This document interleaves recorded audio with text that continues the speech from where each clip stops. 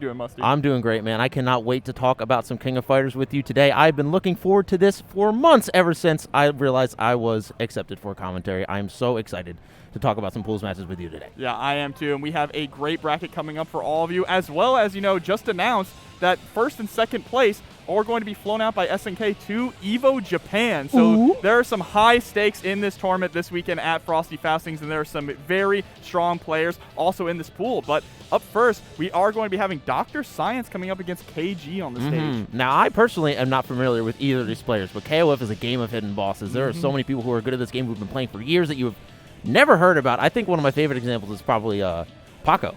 Yes. From New York. I don't think he's here at this tournament today because traveling expenses and all that. But players like that are just great examples of, just really strong players that you've never heard of before coming out to these events and doing incredibly well. So I would not be surprised to see some incredible gameplay from these two players. Yeah, absolutely. And we are still pretty early in the new patch, right? So people are still exploring the characters, seeing the changes, and seeing who they feel comfortable with. So just because you know a player for a certain team doesn't necessarily mean that is the team we are going to see this weekend. Yeah, no, absolutely not. And we're also in like a fresh new meta, dude. We can see so many different characters, and he's hovering over Maxima. Oh my god, we are gonna see Maxima. yo, we're clicked in. We're clicked in. Some people, I think Maxima is just slightly underrated. I feel like after this patch, especially, he's doing way better. I actually kind of agree. Maxima has slowly and steadily been getting better and better, right? There are definitely people online who have been a believer in him, like Ultra David, right? Yes. Who have been posting that they think, maybe he's actually secretly good. But another character that a lot of people think is not very good anymore is Ralph on the other side. Yes. This is what I love about pools. Look at these teams. We get Orochi Shermie and Rugal on the very first match here today at Frosty Faustings. I love to see that. Orochi Shermie, also a character that benefited greatly from this patch. Much functional now. I think would be the best way to describe her. Absolutely. But having both Shermies on a team is honestly not a bad decision at all. Shermie, even though getting some slight nerfs in the patch, still a very, very strong grappler.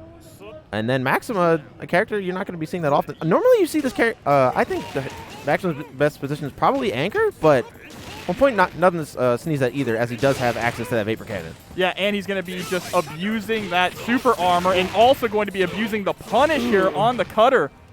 Look at Go jump in. Nice escape there, though, from KG, but still not able to really get anything started. Yep. All right, we're throwing Repukins.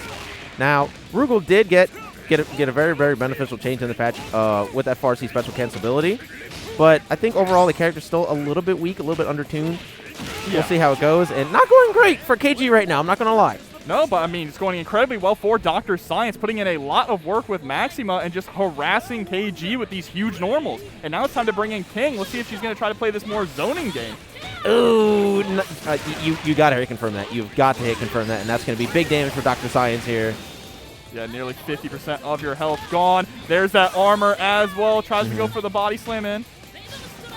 This is looking so good for Dr. Science right now. It's only really taken like one little hit's worth this round, and it is not going his way. Oh, okay, the trap shoot. There we go. Goes to the meaty fireball as well. Jumping straight over. JCD going to get that knockdown and just abusing the armor. That is what you need to do as Maxima against an opponent who especially doesn't seem to really know how to play around it at the moment. Yep.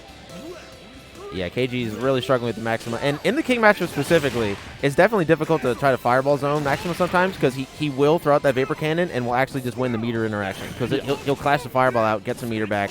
And as we're seeing right now, KG is really struggling to find a way to finish off Dr. Science here. Misses the confirm on the close D. Yeah, that's a few times also. KG is getting these hits but not able to convert them into any substantial damage, and Dr. Science is on the verge of a Maxima OCV. Yeah, it's looking like it. Oh, same side. That body splash, so hard to see. Oh, but a bit of a drop on Dr. Science's part. Oh! We get the turn punch, immediately going into the EX.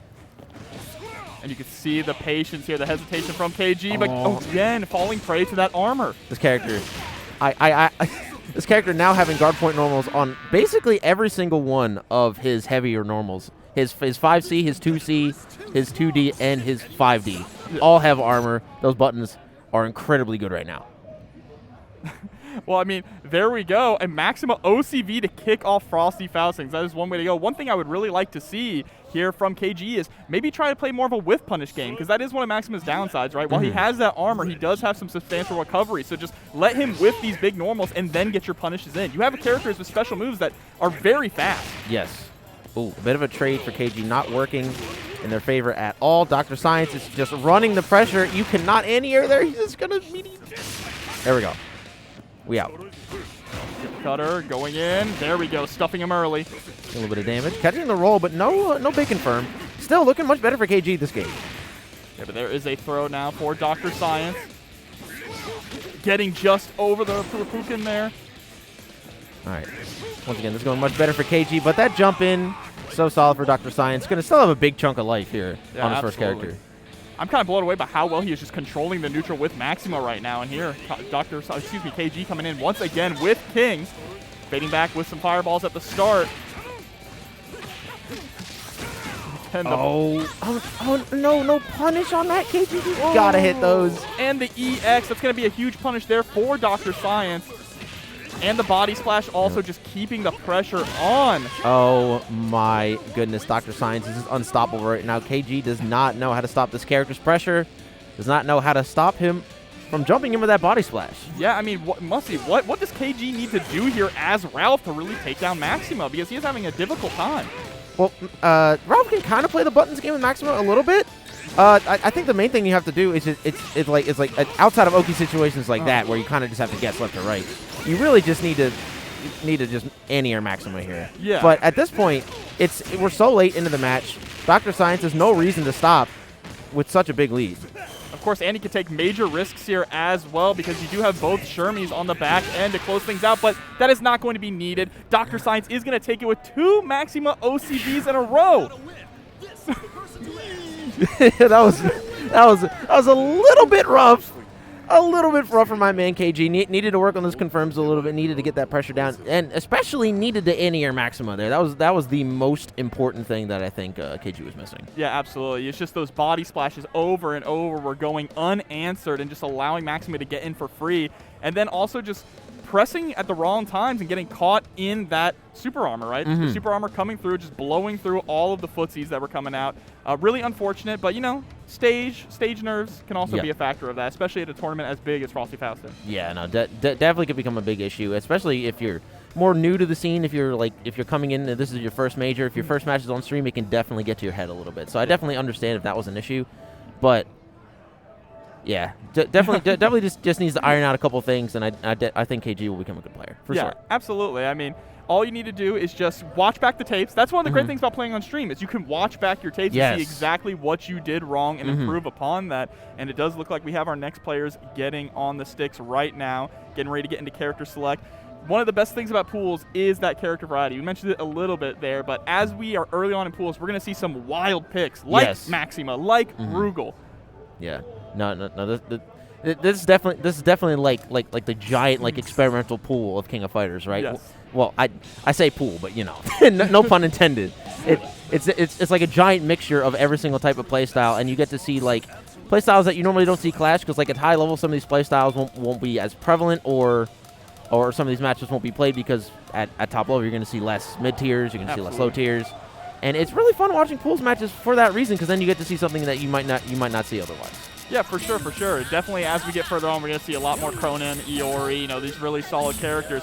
But look at this. We're going to see some more Shermie right off the bat. Another Orochi Shermie player. Okay. Yep. This is going to be, I believe, DZ Fujaku versus Lord Advent. All right. DZ, from the Philly area, if I remember correctly. Yeah, this is going to be a good set, dude. DZ is a very, very good player. Long-time KOF player. Oh, and we're going to pick the song, We're going to pick the song, too. Okay. Got to get that song matchup, right? And we're going to I love this stage. I love this stage. Yeah, we were just talking before the bracket started, and thank God it's not just all training stage. Yeah, dude. Bless up. And here we go. We're going to jump straight into it. On the stream, we are anti-grid. I understand why people play it online, but we got those offline setups now. Yeah, man. Shout out to Maximilian. No grid gang. Game 1 here. Yeah, so Yashiro versus King. Interesting matchup. I think King is definitely going to play this more as like her traditional zoner type, right? Yep. Yeah, you can't really play the button games, the button game too much as King with Yashiro. But like honestly, you're kind of forced to a lot of the time because you need to anti-air him, but his jump buttons are even after getting toned down are still pretty absurd, and King has to do a lot of button anti-airs. Yeah, absolutely.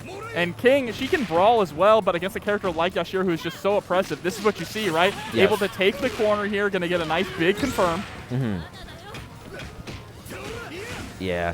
Yeah, this is definitely not fun for King once you're in this range. You definitely can fireball zone out Yashiro a little bit. Oh, nice slide from Lord Advent. That's going to be a nice little chunk of damage. Yeah, picks up with a DB and the super at the end also. Going to get a knockdown here and should push into the corner. Yep.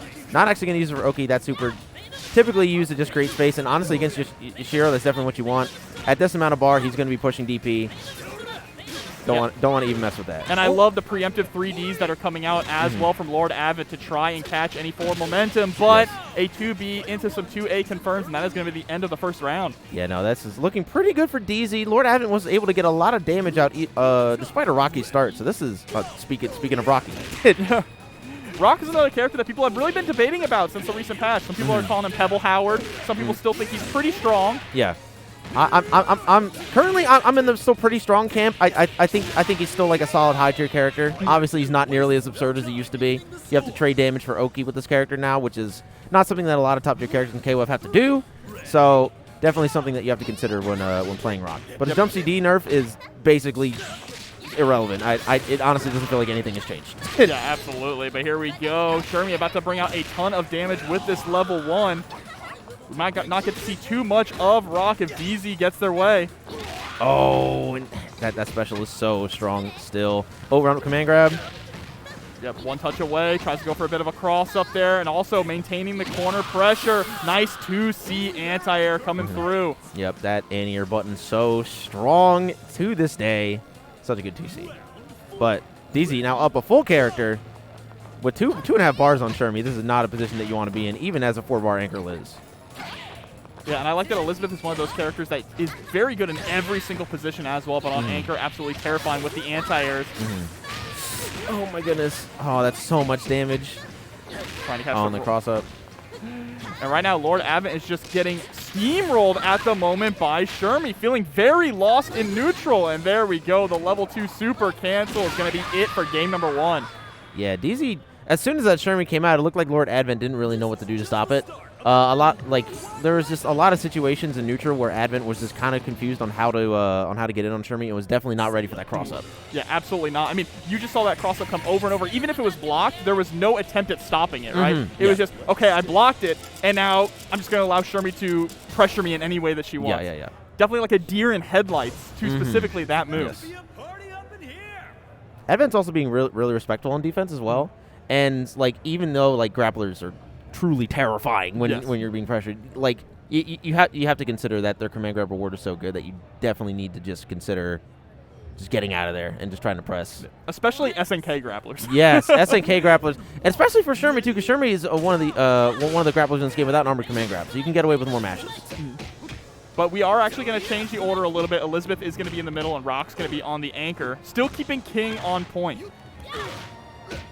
Oh, and actually got the 3D, but didn't believe in it there. Oh, here we go. Believe in that one. And yeah, this is definitely what Advent needs. Definitely need the time of 3 characters to figure out how to deal with the Shermie, for sure. Oh, nice DP coming through there from DZ. This is still able to turn this around. I think the cross-up jump Cs for every single one of DZ's characters have had 100% success rate. He's placing them so well, and they're so difficult to see. Not quite going to kill. Oh, but tries to go for the empty low. A little bit delayed on it. Oh, and the run-up throw. That will be enough to close it out. DZ with a little bit more health than normal. That was like a huge comeback, too. Yeah, and that was some good conditioning, too, there. Just harassing and then stopping and harassing with the 2A to see if Lord Advent was committing to the block. Round start DP. You know what? Fair enough. Firewall pressure. Ooh, 2C, but no confirm.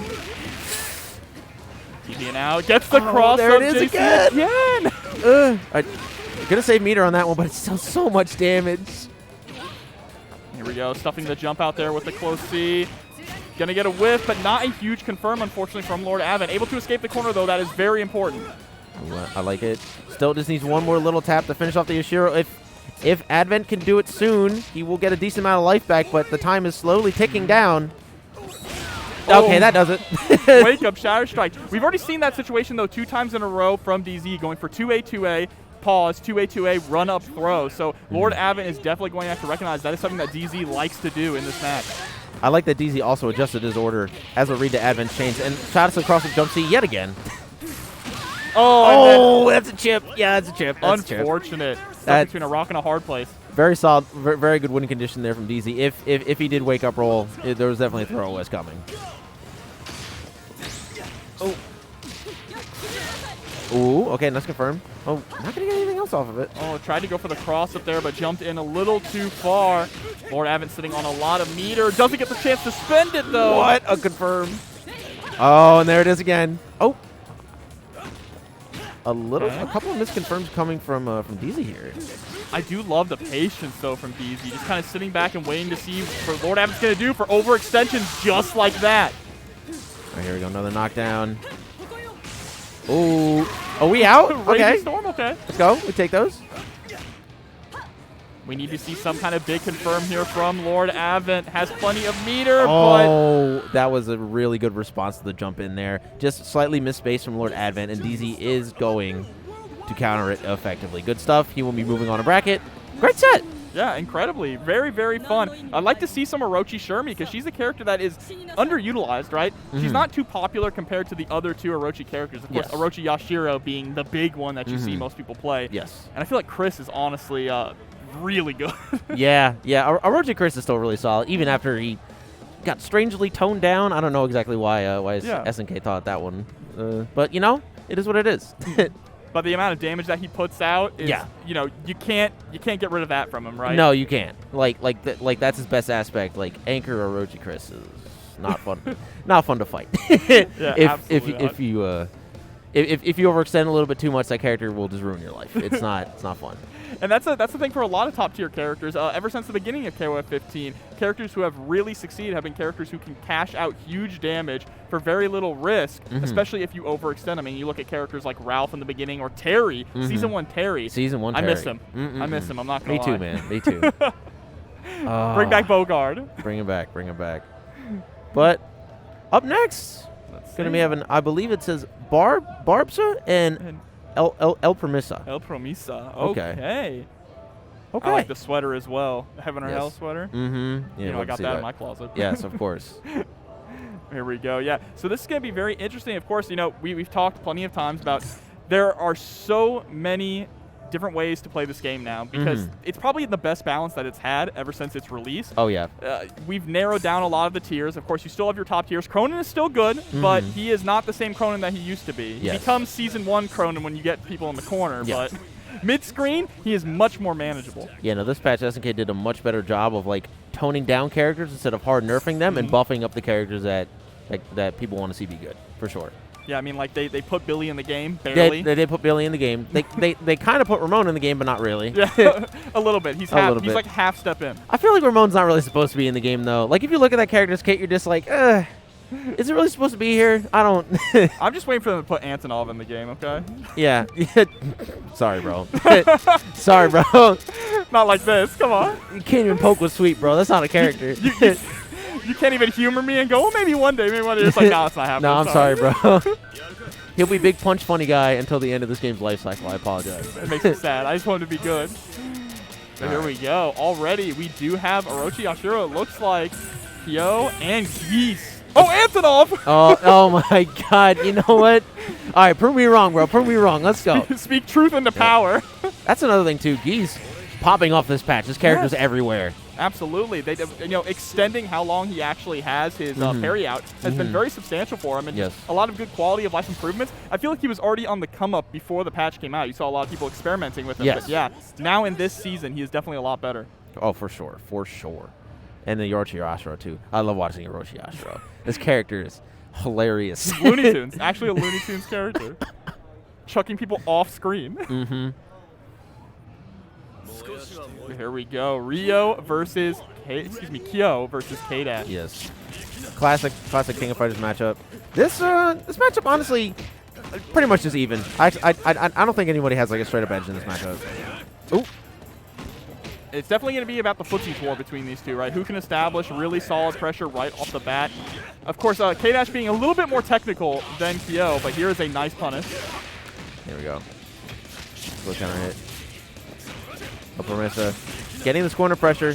This is the kind of stuff that makes K-Dash so strong. Look at that guard gauge. Yeah, and the guard pressure for K-Dash is I definitely think his strongest aspect. Like if you get put in the corner by this character, you are either going to get guard broken or you're going to get hit because you're trying to not get guard broken. Here we are, just kind of trying to feel each other out. No one has a substantial lead, letting the EXDP rip.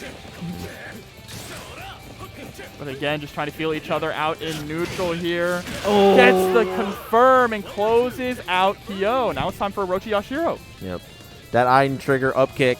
Such a strong anti-air. Barbar going to be sent to a second character, but the Orochi Yashiro does not have that much health to deal with here, so only maybe 2 command throws, maybe 1 hit. Yeah, I mean, 1 solid hit will be able to do it, but there's a solid hit from El Promesa, putting Barbar into the corner. Ooh. Nice check on the backdash. That confirm will close it out. El Promesa down to his Antonov. It's the goofiest German suplex I've ever seen. Oh, but here we go. Antonov, El Promesa, show me something. Make me a believer. I mean, you already are a believer, bro. Make me a believer. Like, it's gonna be hard. Okay, here we go. Confirm. Love the super. Rolls forward to try and get the cross up there, and still gets caught by the command grab. Oh, the reversal. Comboing DP into DP, gets the hard knockdown, jumps to the other side with the 2A. I actually am curious why Promesa decided to put Antonov in the mid position, because Anchor Antonov is actually a pretty scary character. Yeah, and that really feels, honestly, like where he's meant to be, right? Yes. He has to spend a lot of meter to get that big damage out. Ooh. But it's going to be able to win out here. Yeah, got the big punch in. Barbar down to his anchor. Well, you know, Anchor Geese can be scary as well with the level 3, just empty jump level 3. Yep. But speaking of Anchor Geese, Barbar coming in with an Anchor Geese as well and about to have that level 3. Ooh, and the double Reppuken. Got to see if Barbar can find this hit here just to close this out on El Promesa. Oh, trying to buffer something there, possibly the parry. Yeah, that's what I was thinking too, but it's a little late. Oh, and the ground pound. That is actually a pretty good tool for Antonov. Yeah, I'm curious here for Barbar if it's just maybe not familiar with the matchup against Antonov, because you rarely ever see Antonov actually getting rid of the fireball there, but it's still going to die anyway. Yeah, I was gonna say it like the ground. I did not know the ground pound traded with projectiles like that. That is interesting. He just absorbs it, but now it is time for the Geese mirror match here to see who's gonna get game number 1. It's honestly Upper Miss is looking pretty good. Has a pretty good meter advantage and going to be spending a lot of it to keep the same side corner and get that good amount of damage. Ooh, EX counter. Yeah, predictable. Ooh, that's a big shatter strike and going to spend the EX. And send up. There we go. Just enough to close it out there right at the end. El Promesa going to take game number 1. That was a little bit of a long haul there. I definitely think Barbar was getting thrown off a little bit by the Antonov. We'll see if this order switch is going to work to their advantage. But, yeah, that definitely looked a little bit tough. A little bit of matchup inexperience there, it seemed. It looked like El Promesa immediately locked into his team, right?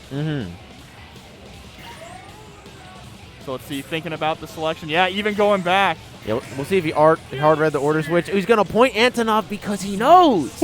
Because he knows. He knows he can't beat me. he can't. Normally when you go one-on-one with another wrestler, you got a 50-50 chance of... But on the same token, though, we also have Geese on point now. Geese is true. the character that ended up finishing off Antonov. So we'll see if it is going to be enough. And point Antonov coming through, not being able to work with really any meter, right? Going to be able to only have like 1 bar at a time or EX moves. I'm curious how this decision is going to play out here.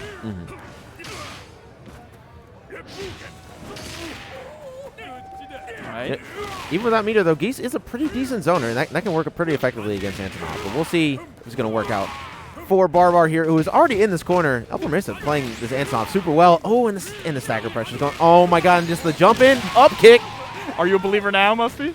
I believe that El Promesa is a really good player. That's what I believe. Just an incredible round there with Antonov now coming up against Kyo. The CD immediately right off the bat. Ooh, okay, another hard knockdown. Nice EXDP from Barbar. Very good reactions there. The red kick actually flying right over Antonov, but the CD once again pushed him to the back.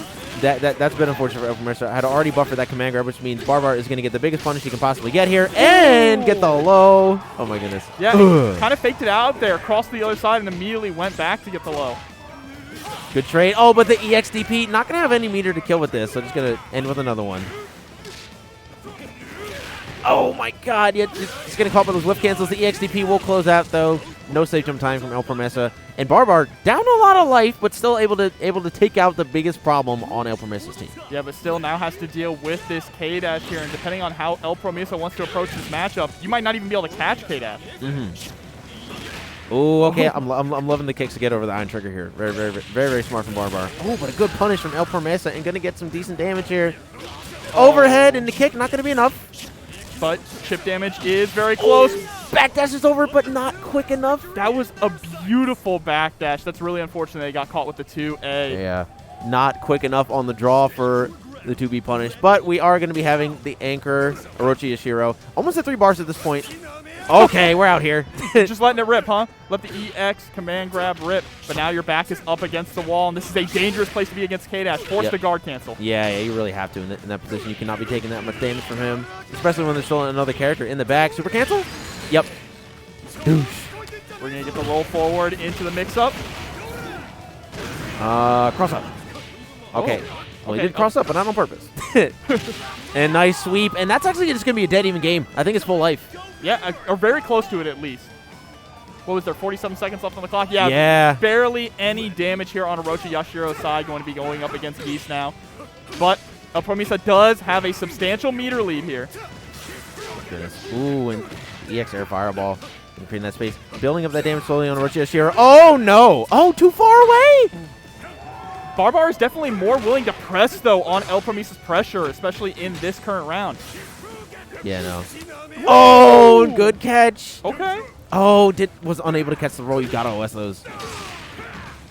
Here we go. CD into the corner. Immediately goes for the low pressure. Tries to jump out. Stand up. Oh! The fade back EX Fireball. Incredible decision making there. Able to close it out 2-0.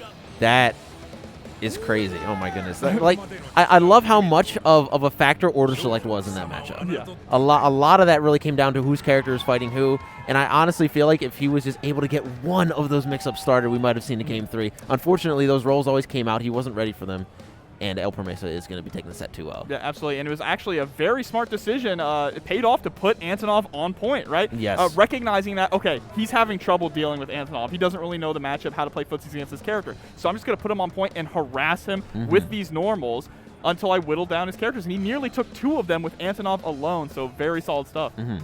You know, really good stuff to El Promesa.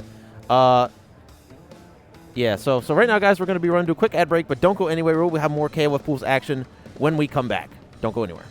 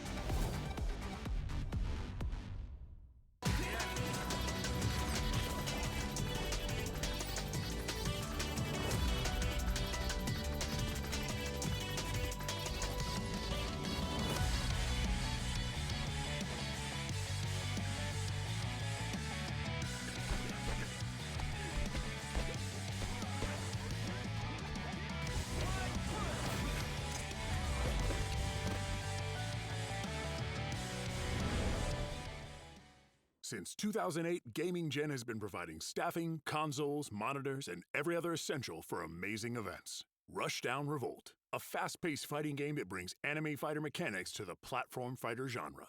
Battle to the beat in this intense rhythm fighting game hybrid. Featuring a unique cast of characters and electrifying gameplay, God of Rock is like nothing you've witnessed before. DNF Duel, coming to the Nintendo Switch April 20th. Now you can hit the lab on the go. Guilty Gear Strive Season 2, with 4 new characters including Bridget, Sin, and 2 more characters to be announced for release later this year.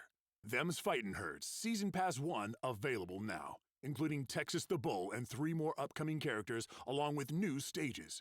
Celebrating over 10 years of Skullgirls and 5 years of Skullgirls Mobile. With 4 brand new DLC characters, grab the Season Pass on Steam and you'll unlock access to Black Dahlia's Alpha now. MSI Cyborg 15. For only $9.99, you can grab a monster rig pumping out 1080p at 144 Hz via a 4050 GPU. Junk food, proven quality, added compatibility, and ultimate portability. Featuring support for PS5 and Xbox Series, you can also pick up the brand new Micro Lite available now.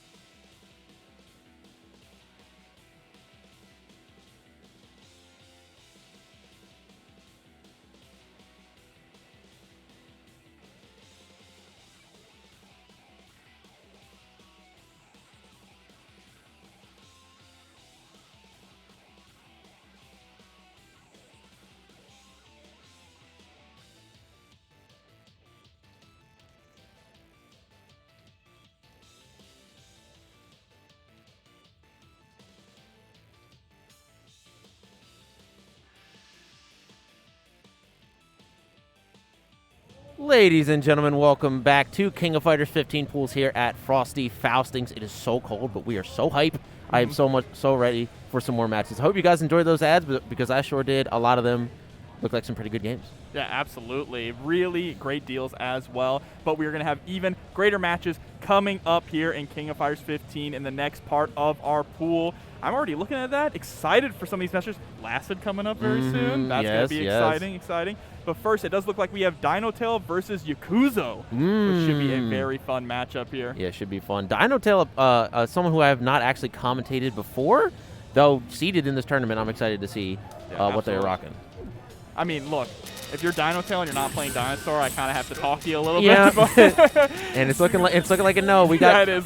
The team that was posted on Twitter that we referenced. Iori, Cronin, and Rio. Rio, such a strong character this patch. Oh, man. I know. God, this character is just a TOD monster. It's actually insane. And you see him. I assume we might see him on the anchor position, though I have seen some people actually playing him on point, which is very interesting. So a lot of people would, if you were to play Rio before, it definitely would make sense to put him on point prior. His damage was not great, and his tools were, pretty solid neutral. After his buffs, though, I definitely think Anchor Rio is just... You want to talk about another character, though, that's absolutely crazy now after this patch. It was already good before, Meitenkun.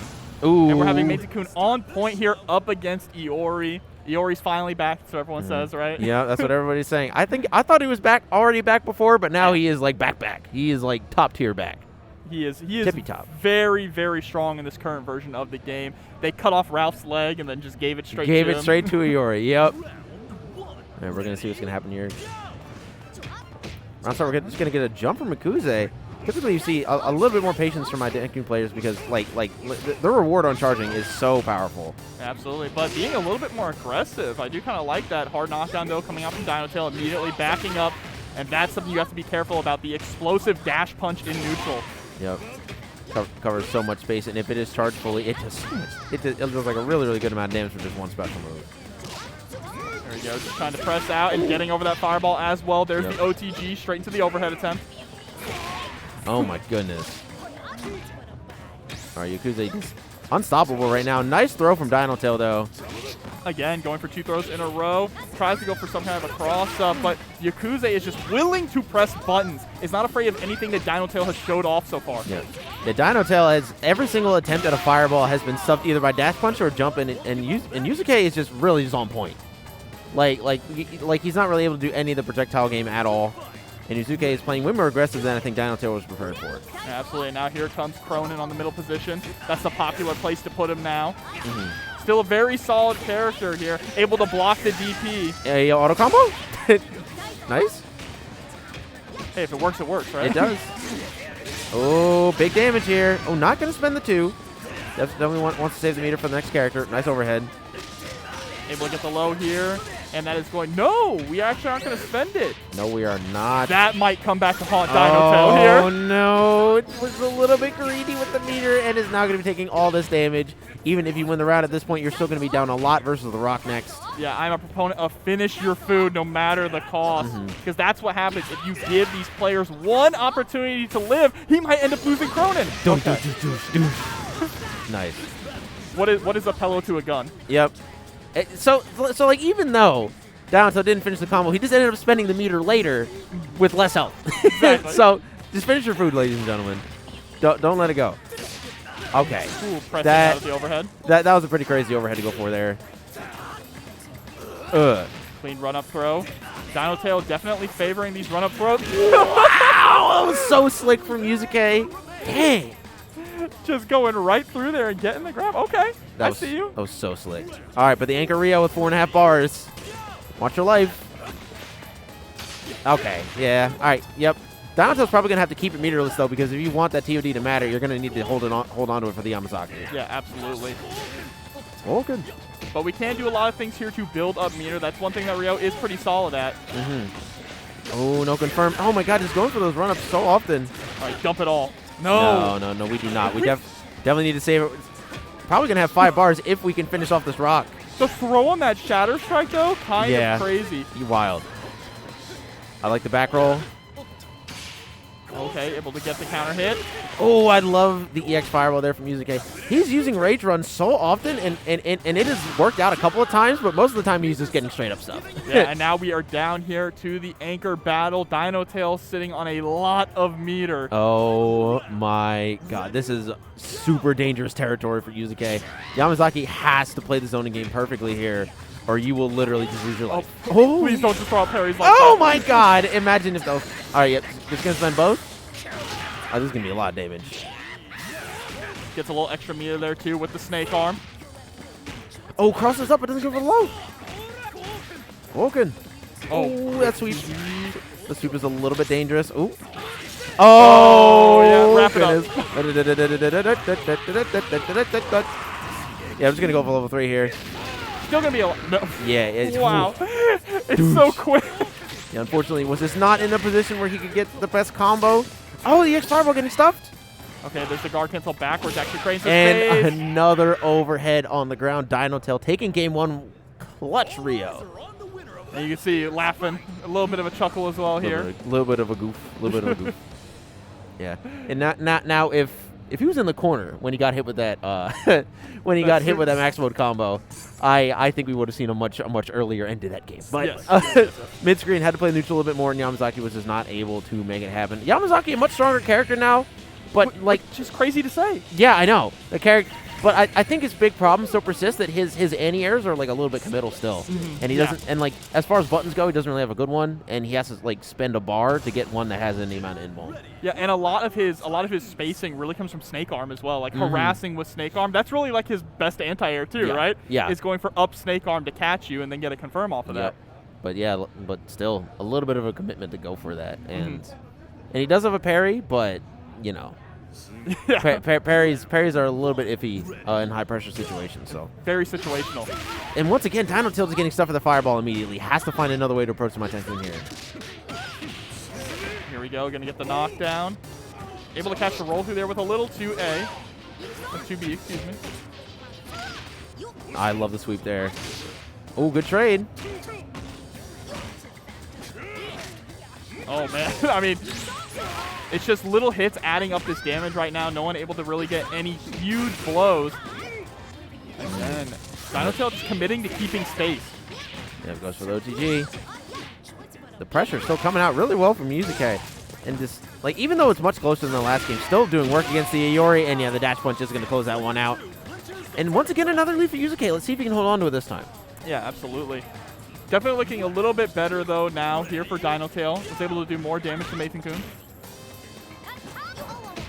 Oh, nearly getting the whiff punish there. Really unfortunate. That's one of the most interesting command normals in the game, I think. It's like the idea of a normal that's like built to be whiffed is like so interesting. It makes my Nathan-kun a really cool character. But we might not get to see much more of him. One more mix-up could decide this. We tried to bait the flash cake, but we are just going to bait the roll, and there we go. And now Dino Tail, pretty even game going into the rock. And it's because Dino Tail is playing a bit more patient here as well, right? Just kind of waiting to see what Yuzuko is going to do, especially even in the corner. Yep. And a lot of this harassment with 2B, you can see that Yuzuko is getting used to the run-up throws, though. Absolutely. Another fireball thrown here. I like the sweep. Oh, big punish. Oh, no! That's... Still maintaining the corner pressure, though. Oh, not anymore. Hold on. That's commentator's curse. Yep. I'm not quite sure how he got EXCT in the corner there, honestly. I don't know what he was trying to combo. But Yuzuko, a good rage run. Oh, no. Puts himself into the corner with one bad hyper hop and is going to get caught now. A little too far away. I think DP would have whiffed there down until recognizing. Oh, and the jump in. Oh, no confirm. Yuzuko needs to hit those if he wants to take out the Cronin. Oh, but he's going to get shot. Boom. Oh, there we go. And now we are down to set point. Dino Tail looking to try and take this 2-0 and move forward on the winner's side. All right. Let's get down to the anchor Yamazaki. Definitely struggled against the Rio a lot, but we'll see how it does against the Cronin. Oh, in that situation, right? Like Cronin's jump CD is still incredibly powerful. And it's going to be definitely a struggle for Yuzuko to knock Dino Tail out of the air and stop him from doing it. Oh, but it's not going to need to do it. It's going to get the jump in. Yeah, and now this is actually looking really good for Yuzuko. Has 5 bars sitting here on Yamazaki going up against a Dino Tail who's really kind of starving with Rio right now. Yeah, does not have that much meter. Dino Tail has to commit to some meter build here. It's not going to be able to kill him one hit. Oh, wow. That was a really early jump D. Oh, but here is a really solid jump in. You can get a lot of damage off this, but no we super don't cancel. confirm. No. Oh, that is tragic. And that might be fatal as well. It might be 2 bars on the table for Dino Tail. And the Shadow Strike gets stuffed also. Again! Oh, again! You cannot wake up with Shadow Strike against my man Dino Tail here. He will not make a mistake in stopping you from doing it. It feels like Yuzuko is just desperate at this moment, trying to find any way to get the pressure off. 2C in here. Oh, my goodness. All right. Oh! Nice DP into super. Oh, my God. That one hurt. Yeah.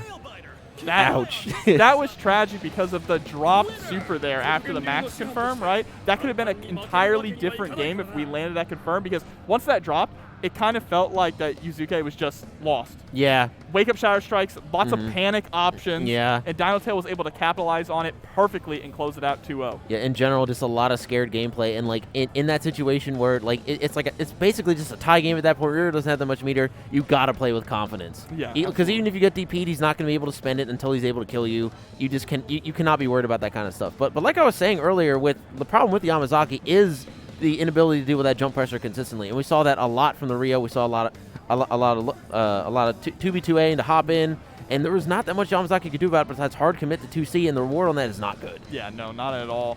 But really unfortunate there for that side. Good for Dino Tail though, moving forward, and going to be good for us with this upcoming matchup, which should be Lassid versus Light KV. Ooh, yeah. In pools? In pools. Okay. Oh man, Lassid.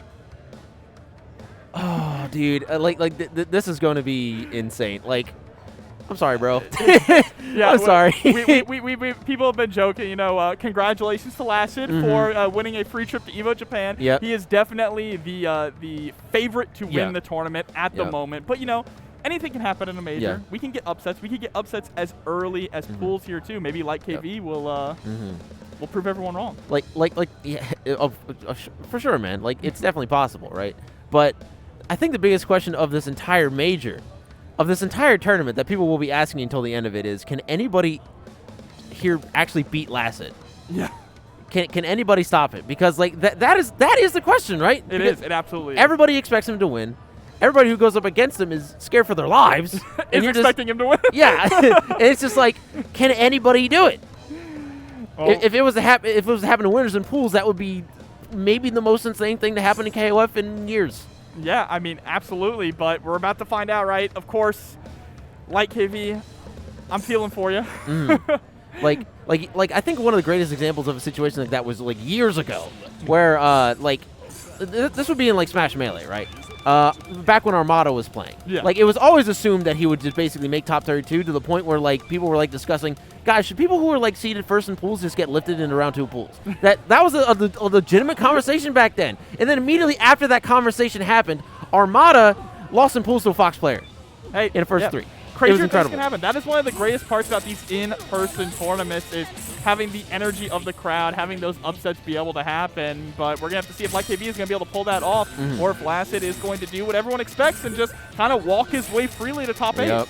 Oh, and we're going to be seeing some Luong on the stream today, ladies and gentlemen. This character is borked this patch. And oh, my God. That is one of the funny things about this patch is that characters that were already good, who were just underneath top tier, got buffed. Yep. Oh, dude, and love to see some Ash out here, dude. I don't think there's ever a situation where I'm like, dang, that Ash was kind of cringe, bro. That never happens. Never. It's Ash. Everybody loves Ash. Ash might be one of the most exciting characters to watch in this game. Of course, being put on the anchor position, there was nowhere else to put Ash. Yeah, of course not, because that character is useless as that anchor. But we don't talk about that because Ash is cool. We love Ash. It's all about the Ash. For right now, it is all about Lassid versus LikeKV. Gonna be starting things off with Meitenkun versus Iori. Yeah, you know, and LikeKV basically just running, or LikeTK rather, running basically team top tier. This is definitely one of the best teams in the game right now. Okay. Already has Lassid in the corner. Let's see if we can maintain that pressure. Okay. Be able to blow up the dash punch and get a throw. Okay, LikeKV looking pretty good to start here. Oh, but that DP, it's not a matter of if, it's only a matter of when Meitenkuns are going to wake up with DP. Yep. Nice, aw.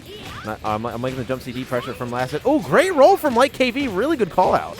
And this match has already been so active here with defensive options and especially with the pressure. OTG will close it out. Honestly, not a terrible start for LikeKV, but Lassid is going to edge out in the first 30 seconds, which means big chunk of life going to come back to him. Absolutely, but here comes Luong now. Luong with 2 meters. But again, Lassid is being so active with Meitenkun. There's a lot of Meitenkun players that you see that like to sit back and play more of a zoning defensive style like that with the fireballs. But, I mean, he has been consistently just moving forward and pressing buttons. Okay. Oh, and the rollout, but chaining into that command normal to make himself safe. We'll see if LikeKV can get anything started here, but right now it's looking like all last. Whoa, Oh, confirm! And it's still going! OTG, pressure and Oki. Yeah, honestly, I probably would have saved the meter for Benny at this point, but oh, okay, big confirm. Gonna get some scaling though on that Shatter Strike combo. Oh, I think missing a hot forward there, maybe a little bit of terminate nerves there from LikeKV. Oh my goodness. Yeah. The jump in from Lassid. Gonna get LikeKV down to his anchor. Now the question here, will LikeKV knock out the Meitenkun here? Because if he can do that, he can get a little bit of momentum going in this next game. Because I honestly think at this point, the game is presumed over unless LikeKV makes like the most insane comeback of all time. Yeah, I think Benimaru can definitely do it. Has plenty of meter, just needs to get one solid confirm here.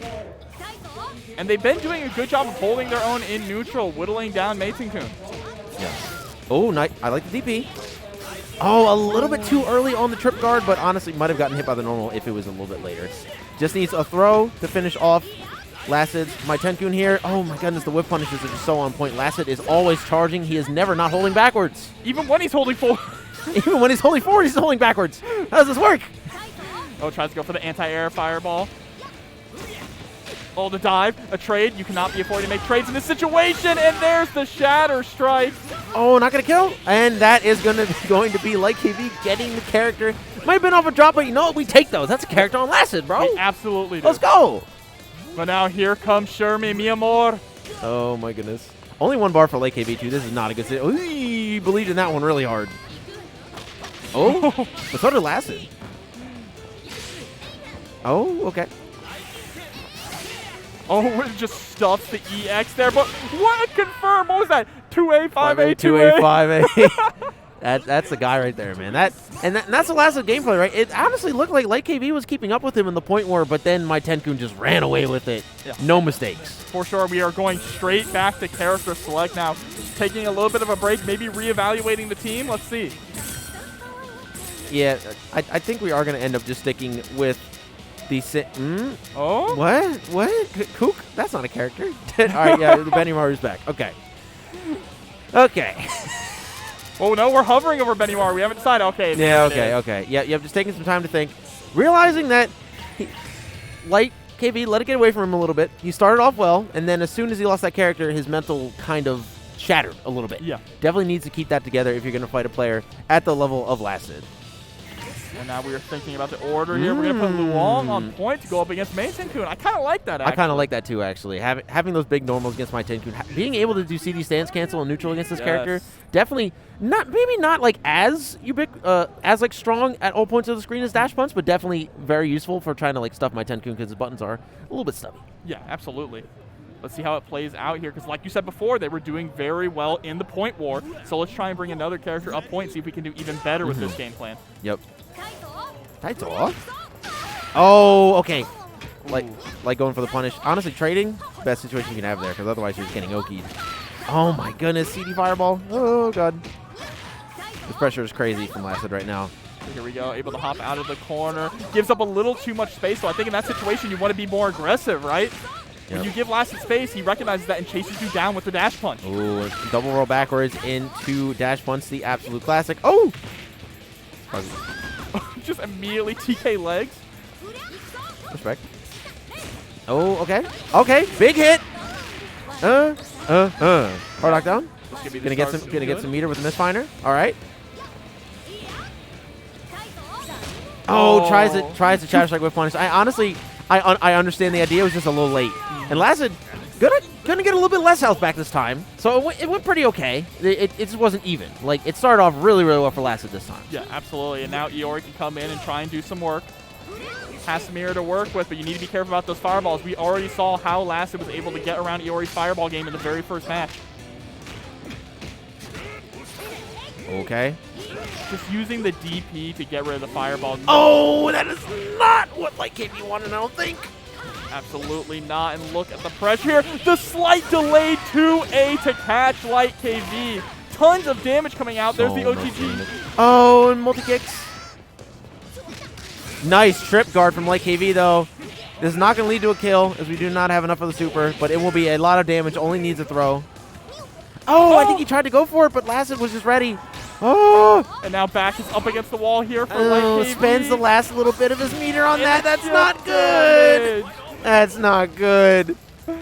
All right, Lassid's still on the point character. Light KV on the anchor, but with only one bar. Needs to keep it conservative here with the meter if Light KV even wants a chance at winning this game. Okay. Oh, okay. Nice DP. Solid stuff there. I like it. All right, one bar for Light KV. Got down to the second. This is basically pretty similar situation, but just with a lot more life on the Benimaru here. Huh. Oh, no. Not quite going to kill, but it's going to do a million damage. Skadoosh. And there we go into the climax. What do they say? God, I wish that was me. Not me, but we'll let it happen to me, though. All right, nice. And the cross-up going to close it out. Lassid 2-0 over Light KV. Congratulations to him. He will be moving on in winners. Further on down the line in the pool. Goodness gracious. Honestly, not a terrible showing from Light KV at all. No, not at all. It was getting better as it went on, right? As the set went on, really started to figure out how to play Tenkun, but just unfortunately could not get through the Shermie. It was all the mental power was, how do I beat this main situation? And this guy is always charging. There's never a dull moment with him. This was just kind of struggle bus game one. Light KV had a much better shot at taking out the Shermie with the full light. Oh my god, so many lights. Lassid was just ready. So many lights. That's a hell of a confirm, right? Oh, dude, I love this. And yeah, there's a chip out. Leading to this, the anchor battle here for Light KV. which he was able to finish. Okay. That was a really good reaction right there. The run-up, realizing the spacing wasn't there, was a really good awareness. We'll let it happen. Really, All right, really nice. stuff. And the cross-up, Instant replay Yep. so we can go right over it. Yep. Shout out to our favorite streamer, Bryce. That's my guy. Hell yeah, production. Let's go. Absolutely incredible. And we're going to have even more incredible matches coming up for you here for King of Fighters 15 at Frosty Faustings. Looks like up next we're going to be having Akito versus JD Byron. Yeah. No, Brian? this should be another good set. Yep. Now, if it's Akito's and Akito base, this is going to be a very good set. Ooh. Akito base is a very, very good player. There's Definitely so many good players. so many good players at this tournament, dude. It's like all these KO players coming out to this anime tournament. What's up, man? Let's go, dude. Yeah, I saw the notable players list, and I'm like, man, it just keeps going on. It doesn't stop. Like top of my height to the floor.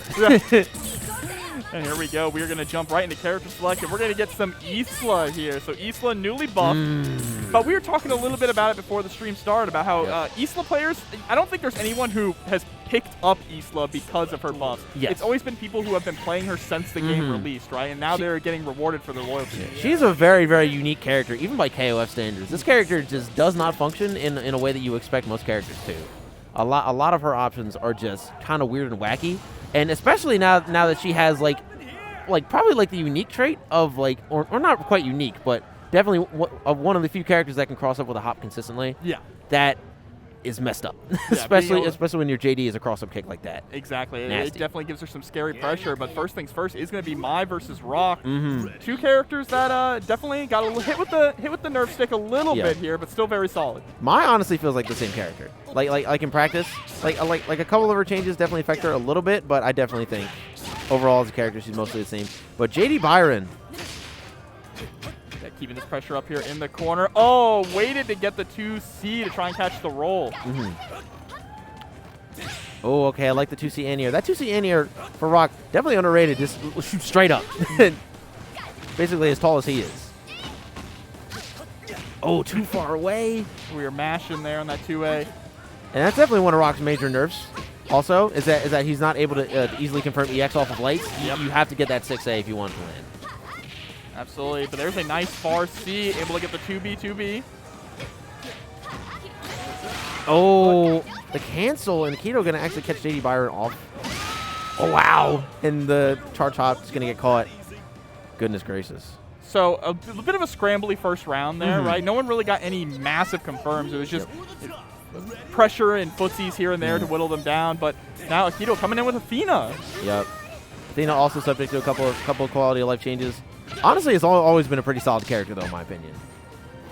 Yeah, I mean, she definitely she's also like a mix-up monster, right? Yes. If you let her get the ball rolling and get the momentum going, it can be very difficult to deal with her pressure. I like the pun, by the way. Get the ball rolling. Yeah. Nice. Oh, it's a lot of auto combos from Akito. I saw a little bit of it with Mai as well. Teleporto. Oh, yo, we in there? Okay. Trying to be unpredictable with the movement, but gets caught by a fireball in the backdash. Jump CD gets the knockdown. Yeah, you cannot confirm that anymore. That does not work. Oh, we are definitely on a new season, but there we go. Gonna be able to close it out with the elbow this time. Yep. You have to do 5B into 6A there if you want that confirmed to work. Without the 6A, it no longer connects. All right. Now, Akito being very passive with the Iori here. Not even throwing out any fireballs, surprisingly. There it is. Finally, the first one. Here we go. Just keeping it meterless. Oh, yeah, and unfortunately does not get the cancel timing for the 6A. Yeah, but is able to keep Akito in the corner with that 2C anti-air. There's a quick max confirm. Not going to get anything for your troubles. Spend the bar. Still has a half left. Was that a DP on weight? Okay, we cancel Autogama. immediately into super. Go. Skadoosh. Looking pretty good for Akito here. I do like the use of auto combos, though. Like using an auto combo like that just to close out a character when you know it'll work. That's kind of what they're there for. Yeah. Unfortunately, it did cost a bar. Yeah, it did.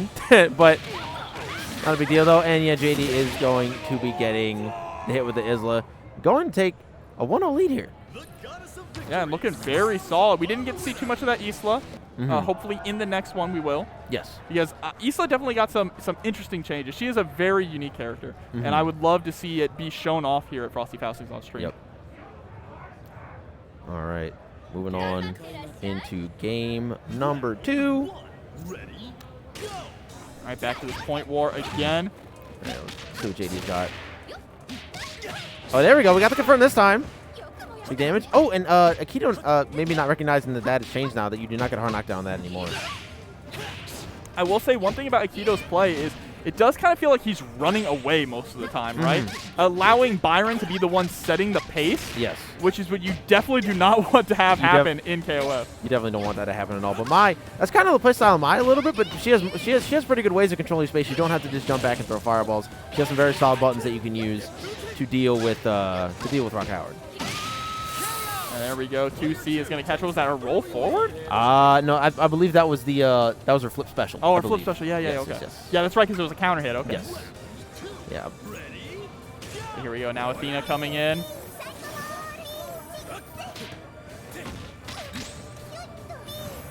See, just kind of a consistent thing, especially even with Athena here, playing the runaway game. Okay, yep, just wake up 2C. Oh my god, what is... what? Yo, we out? We in there? We're just teleporting. Zoom. Teleport until it works. Zoom.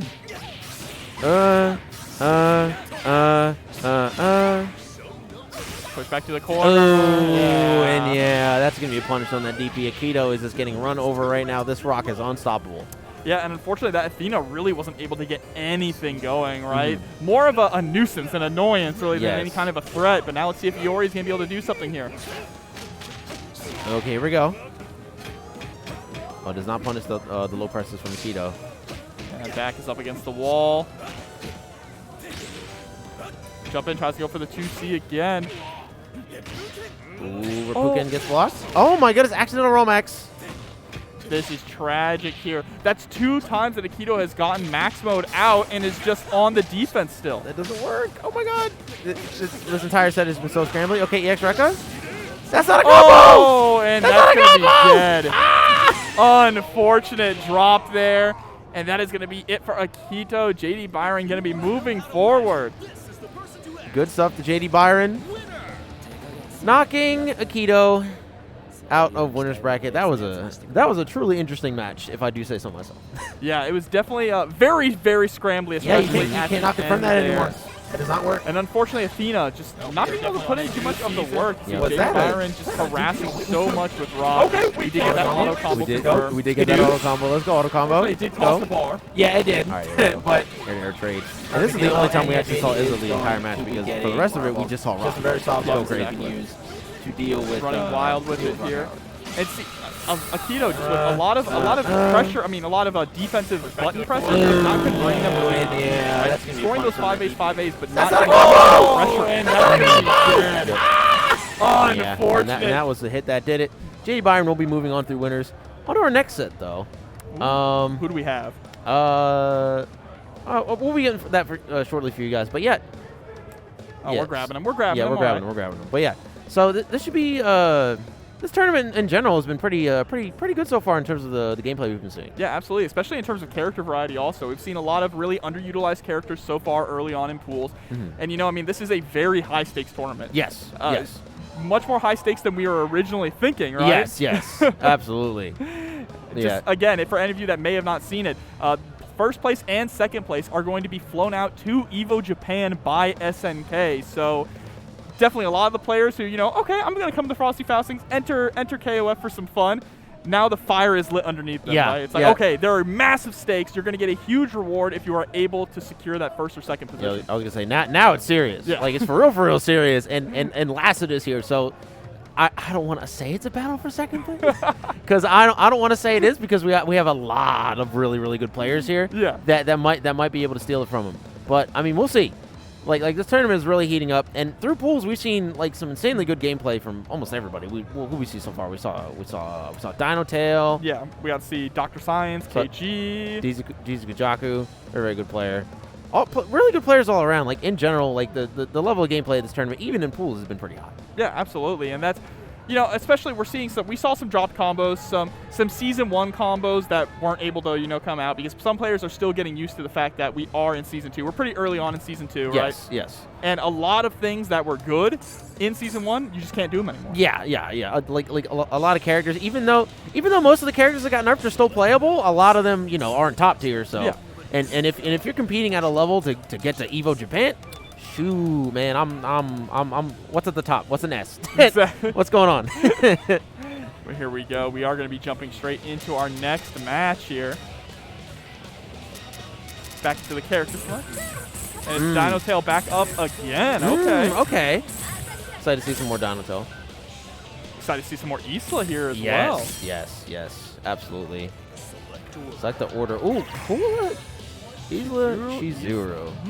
An interesting team there. Yes. And going to be playing in that order. That's the order I would expect, right? Yes, absolutely. Oh, this is Genesis DC. I just realized. Yes. This is going to be good. This is going to be a good one. So Genesis versus Dino. Yes. The Kula definitely a character that got toned down a little bit. Yeah, definitely. Still a very strong character. 2B is still a god normal. I mean, she was overtuned. Yeah, absolutely.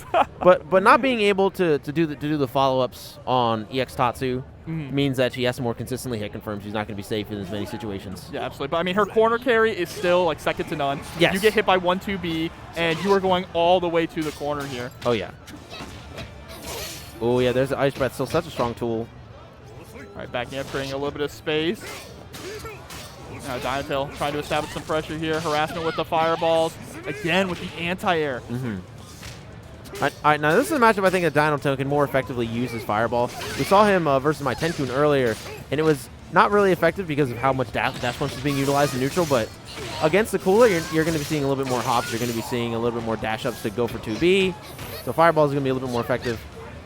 Dino, though, starting off with a pretty good lead.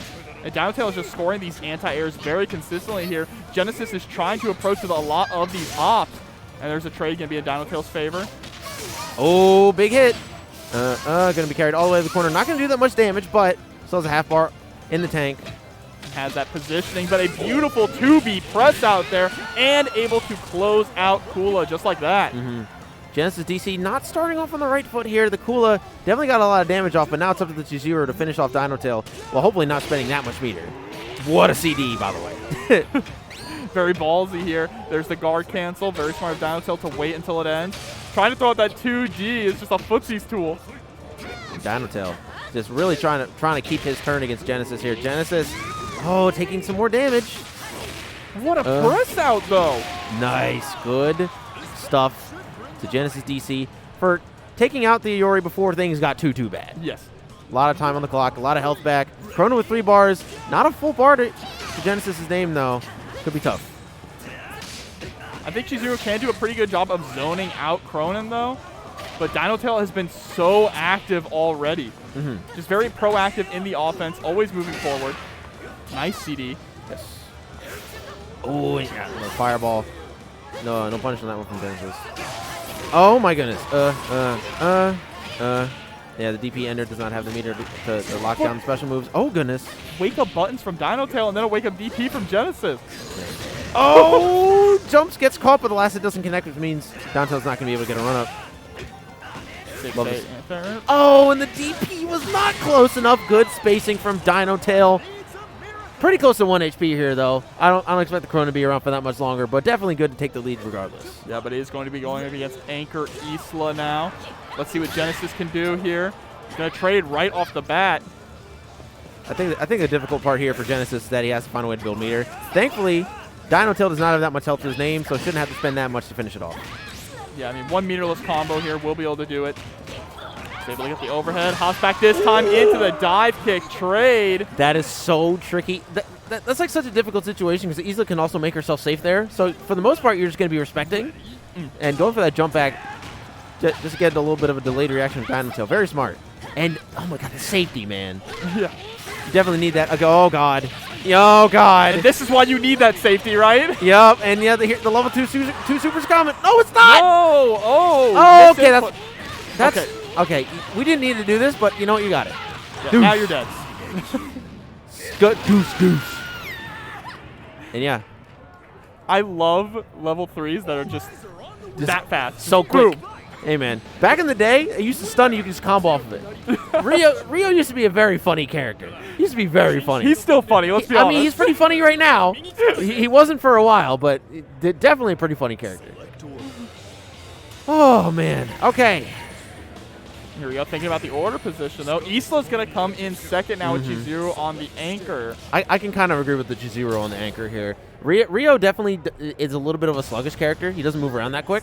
So if you have the Chizuru on there throwing out the clones and stuff, it'll be pretty good to mitigate his movement. But we are going to stick out with Kula versus Iori on point. Yes. Now this went pretty clearly in Dino Tail's way. Yeah, going, definitely. coming from the last set. But we'll see if Genesis can make it happen with Kula, because it was still close. Oh, okay. Maybe we messed up on that. Okay, Yeah. back to order select. Seems that we have flubbed the order selection a little bit. No big deal. I said, What? Main menu. Main. Okay. Oh, Are we God. going back to character select? I think we are. Curious what's happening here. Straight into versus mode. Or maybe I need my music set. Maybe I need my music. People underestimate how much having your music playing helps in just the mental stack, the mental game. Wait. Buttons. Okay.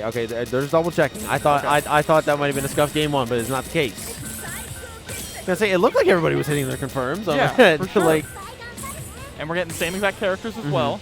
yes. So let's see if it really was just an order issue. Okay, Isla on first. That's what we wanted instead. Okay, you know what? Interesting. I can definitely understand that. I can definitely understand that. Isla's poke game is pretty good. I think Iori might have a little bit of trouble dealing with it, but I don't know. The character is very, very strong in almost every aspect, so we'll see.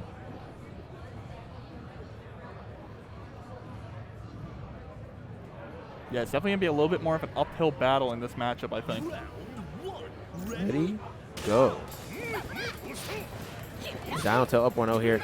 Genesis needs to start off on the right foot, and, you know, for most people who play Isla is their specialist character, right? Usually the best character, usually their most practiced. So having them on point just to get that early lead makes perfect sense. And oh my goodness, it is definitely doing dividends on Dino Tail right now.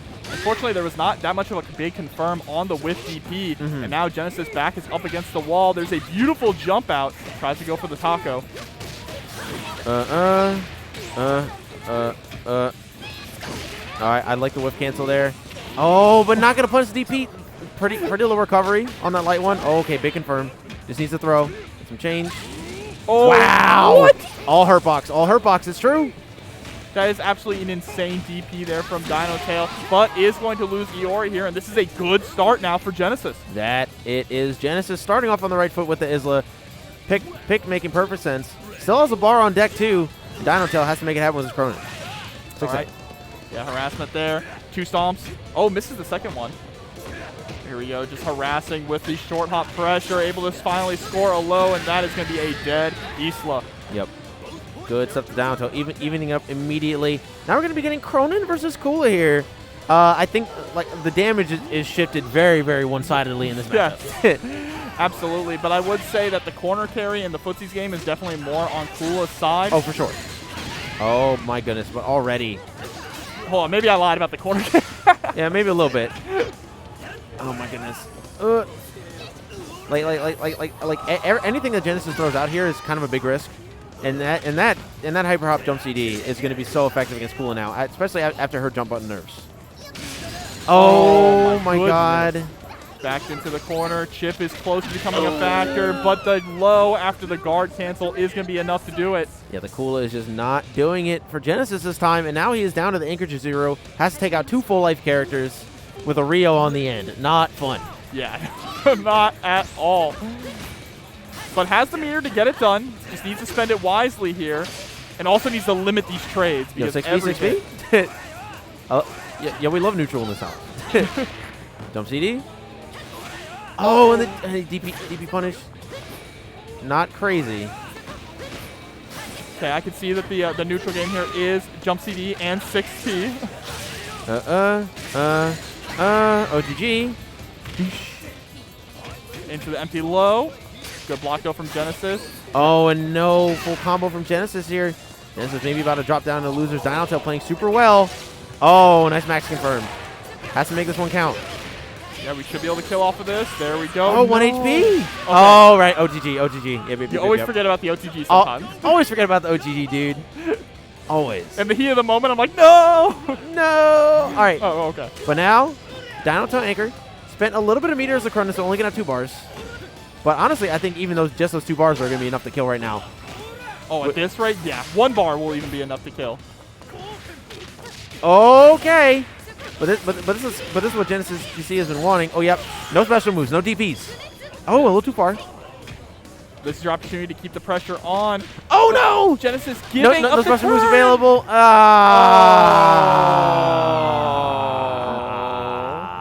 Respected the pokes a little bit too much. There were no special moves available to Rio, so he couldn't confirm. But nonetheless, Dino Tail is going to be taking it 2-0 over Genesis DC. Good set overall, for sure.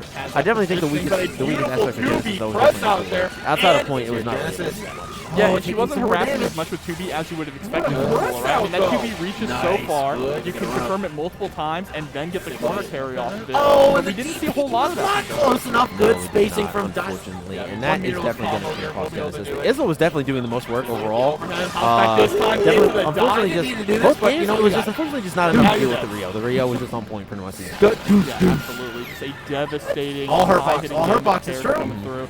Season 2 Rio is definitely a lot of fun. Yeah. A very funny character. A very, very funny character. But, oh, this is a good one because this is actually a run back set. It's going to be Boomcube versus Rome. I believe they played at DreamHack. Yeah, we should be able to kill off right? Yes. 1 HP. Oh, right. Into the top 8 DreamHack. They played but I don't remember who won. I cannot remember who won at this moment. Yeah, I can't remember either. Yeah, actually, DreamHack was so long ago. Yeah, I was going to say, bro, you were on commentary for that. Yeah, I was there. But, I mean, either way, this is definitely going to be a nice, good set. They played a really, really great set last time from what I did watch of it. Yeah. And Rome definitely been bouncing around a few characters since the patch. Still has Ralph on the end, of course. He's Ralph's strongest soldier. He should make the switch. He should just drop Ralph and keep Clark, you know? But you see, but he's also a Clark Doomer now. But and like half of playing Clark is just having faith in every decision you make. And if you don't have that, I don't think you can play Clark. You know, I guess you are right. Clark is all about confidence. Yes. It's all about just establishing that you don't care what the opponent's going to do. Precisely. And Boomcube probably still running K-Dash. Like that character is so unbelievably strong now. This is interesting because this feels like, you know, people talk about heart, mind, body in terms of players. Mm-hmm. This is like mind versus heart is what it is. Like Boomcube is much more of like an analytical, scientific player where, of course, Rome is very much a heart player. If you play Ralph, you are heart through and through. And Clark? Oh, no, it's going to be Dolores. Oh, teasing me. Yeah, the Benny and the Dolores, definitely the characters that he has been running for the past couple weeks. Dolores in a pretty decent spot this patch. Nothing crazy, nothing top tier or whatever, but still a pretty solid character. Yeah, I mean, she got kind of I would say a kind of unfairly nerfed early on, right? They really cut off her legs, figuratively and literally with the standing D. But now they're starting to, you know, bring her back to the way that she used to be. She's not quite there yet, but she's in a much better position than she was. Yeah, for sure. But yeah, the Benny, the K-Dash, and the Keo running the exact same team as DreamHack, if my memory does serve me correctly.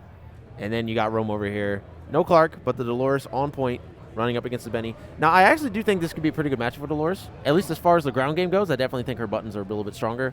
Yeah, Benny's strongest aspect is that he has really good jumps, and Ryan Jenkins is a super good ground tool.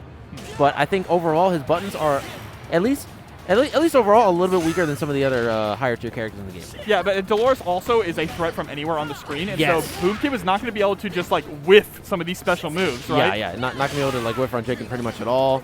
And that's the first thing you saw was he whiffed it, and then Rome tried to punish there with the special. Here we go. Some pretty solid. Oh my goodness, and really, wow. This character also has like really good meterless damage, like strangely good meterless damage. An explosive first round there, Rome, with a full health Dolores here going into K-Dash. All right. So just trying to throw out the mud log just a little bit. Oh, big confirm for Boomcube here. Jumping in, tries to get the overhead. Oh yeah, here we go. He doesn't have the meter to guard cancel out. Oh god. Oh no, it tried to go for the grab there, but just a little too close. You're dead. Oh, no, you're not dead. Oh, misses to confirm after the guard break. That is tragic, but that's all right. Keeps his cool and is still able to close out the round. Dominating performance there from BoomCube. Yeah, if you don't have a bar to guard cancel, this character is just going to ruin your life. If he has the meter, he's going to double EX Fireball, and your guard bar's forfeit. Oh, whip slicer there. Means it's going to be big damage from BoomCube. Good confirm here from BoomCube. Like the roll. Oh, the CD. Da, da, da. Oh, it's just a run-up throw. Not respecting that right Jinkin at all. Oh, my God. And, like, even mid-screen, half that guard bar is just ticking down. Oh, and big confirm for BoomCube here. Just tries to go for the close. Working on that guard gauge again. He tried to call out, but it does not work. And the EX into the confirm is just going to be enough. BoomCube unstoppable with his K-Dash right now. Yeah, absolutely. I mean, Rome might have been better off just going for the guard cancel at that point, but you saw BoomCube was also pausing to wait for any response from Rome. Hey, absolutely, man. Oh, projectile invincibility. Really good call out from Rome there. Oh, goodness. Yeah, mistiming on that meaty, unfortunately. Nice jump CD. Oh, got the counter hit, but unfortunately, BoomCube was a little bit too low for it to become a confirm. Really good awareness from Rome, though. Even after both of those characters getting just completely washed by K-Dash, just still showing that he has the awareness to keep up with BoomCube here. But an unfortunate trade there with the CD means that Rome is once again into a corner. Nice wake-up DP. Tries to go for the throw. Good trade. Good trade. Had to get the K-Dash out of there. And because of how much meter the BoomCube spent, only like a bar and a half and some change here for KO. This is still doable for Rome. Just needs to win out the Footsies War here. Gets a few solid confirms. Oh, nice CD. Going to be able to get up kicks. Oh, but big drop for BoomCube. Oh, what? That is unfortunate. Keeping it short and sweet there with the level 2 super. BoomCube is going to take game number 1. Now, that was, I think, a hard decision. I think that was a hard call out on a hop. That was definitely one of those hard decisions you were talking about for Rome, but that was definitely uncalled for in that moment when you do not have that much health to spend. Yeah, absolutely. And unfortunately paid for it with the first game here. But there we go. Deep breaths. Going straight into the next one. Rome not taking any time to think. The match was so close at that point. Any one decision from Ralph with that much meter still could have spelled an even game. Yeah, absolutely. Here. Let's see how Dolores is going to be able to do the start of this game. Nice, gets the trip guard. A little bit too slow on the special, but honestly, the point where it's still going well for Rome. Oh, God. Same side. Tricky. Damage. Just the glasses. Oh, wake-up throw from BoomCube. This is not care. Nice job blocking the cross up there. Pressing out with the standing D. Immediately harassing the special moves from long range. Nice confirm. Not going to be able to kill. Oh, what a press from BoomCube here. Going to try to even out the damage difference a little bit. But all you really need... Oh, okay. That was a little bit of an awkward jump D-whip. Oh, God. That's so much damage. Still alive here, but your back is up against the wall. There we go. 2C. Clutching out the round for Rome. Could have had a little bit of a better lead, but not letting it get to him. Taking off the jacket. Oh, my God. Says it's too hot in this venue. You see all these bodies back there? Oh, my goodness. Ooh, a little bit too far away with the link, it looks like. All right. Ooh, a beautiful press there with the 2B. Gets a nice confirm and spends the level 1. Nice little grip of damage. Even though there's still so much time on the clock, you want to get as much damage in on K-Dash as you can before a potential loss of character. You do not... Oh, wow. That was such a good whiff cancel. Hold up. I think removing the jacket might have actually powered him up here. Actually powered him up, bro. Open sleeves, man. Open sleeves. The power. But now on the defense, look at that guard gauge. Oh, and a beautiful whiff punish there with the far C from BoomCube, able to get rid of Dolores, but took a lot of damage to K-Dash in the process. Yep, definitely. Rome definitely needed as much of that damage as possible. You do not want a situation where BoomCube is at full life with K-Dash and he gets a guard break and kills you. That is not a situation that you can handle. But that being said, it's looking like Rome is definitely struggling to make neutral happen with the Benny here, playing very, very respectfully. And in general, in KOF, disrespectful play is rewarded sometimes. Sometimes you got to go crazy. Yeah, for sure. And look at that. Had the opportunity to establish some kind of pressure, but just got kind of caught staring, right? BoomCube said, okay, I'll take that. Let me get some pressure going on myself. Oh, EX Fireball trades. Rajinkin. Nice trade. Rome only needs one more hit to finish it off, and that will be it. A light DP, not quite sure having potentially a misinputted Ein trigger. Here we go now. Rome has the opportunity to tie things up 1-1. Just has to get rid of this Kyo and has nearly half health left on Benimaru. I love the big air kick there. Oh, and the EXCP. Get off me. All right, nice 2G as well. Staggered pressure with the 2As. Just harassment. Oh god, that pressure is so messed up because you got to be ready for Benny command grab at the same time as he's doing that pressure, and he gets huge damage off of that. But Roman's going to be losing to Benimaru here. Though it did its job, it got rid of the K-Dash, and now we have an anchor battle. Ooh. This is going to be a little scary here. Rome does have a slight meter advantage. But we cannot be going for those really risky calls like we saw in the last one. Oh, playing so respectfully to jump CD, but it actually ended up whiffing, and this is going to be huge. Oh, actually going to end the combo a little bit early for Boom Cube. Oh, one hit up kicks. What is this, day one? Boom. Oh, not going to get level 3. We don't get it. Was that a drop? It was 100% a drop. He just stood there. He didn't even go for a safe jump. Oh, God. Oh, level 1. And another drop. Oh, my God. The spaghetti. It's falling everywhere. This is just the worst. Oh, God, and you can confirm an EX there. But don't get thrown. Don't wake up CP. Oh! It just gets caught with the low. And unfortunately, just a very scrambly situation there in the final round. Both players dropping things that you normally wouldn't see them drop, and that's the kind of nerves you can get on a big stage like Frosty. Does not work in the EX. But Roman's definitely been on the big stage before, getting fourth at NEC and DreamHack, as we were talking about earlier. Like, he's a very, very good player. It was just like, today's just not. Honestly, maybe not even. Because both of them were playing pretty sloppy. If I'm going to be short and sweet there. I mean, at the end there, definitely oh God, that's so much damage. Drops. Still unfortunate drops that could have costed either of them, right? Look at that guard gauge. Yeah, and this is the situation here.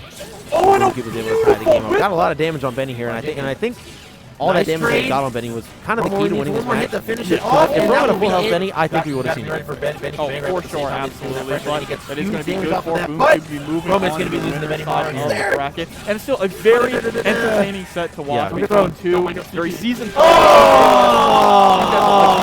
Yes. But yeah.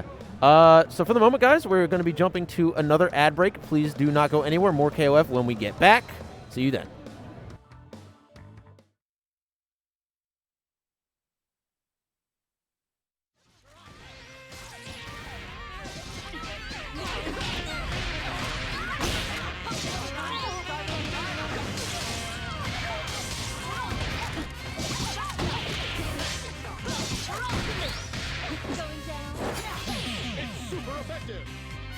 Now available in Skullgirls Mobile.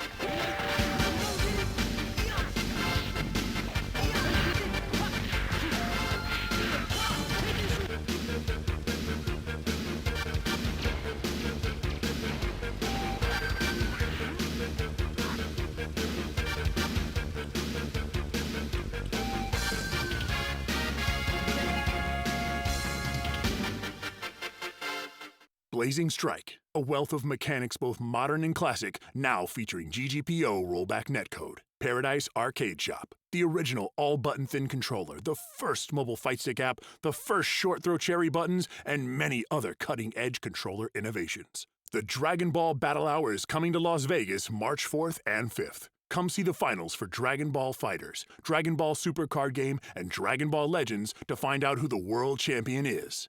Hitbox brings you new ways to take control of the game. Head over to hitboxarcade.com/FFXV where you can order the Hitbox, Smashbox, and Cross-Up. Texas Showdown. This is one of the oldest FGC tournaments around. With 20 tournaments on the roster for 2023, this is the event to be at if you're into anime fighters or just great Houston food. Super TSB, featuring 5 main tournament titles: Exert, Strive, BBCF, KOF 15, and DNF Duel. Homebrew Haven, Presented by Butt69 and the Moorhead FGC with $100 pot bonuses for all games. Turning Point. Compete in Guilty Gear Strive, Tekken 7, or Super Smash Bros. And prepare for one of the first big Street Fighter 6 events of the summer. MDF, Magical Defense Force, is a magical girl action comedy kinetic novel. Features 9 chapters of a 24-chapter story and over 500 unique art assets. Is your fit cursed? Do you have no riz? Fix this immediately with official Frosty Faustings merchandise. You're watching Frosty Faustings 15. Here's our schedule for today.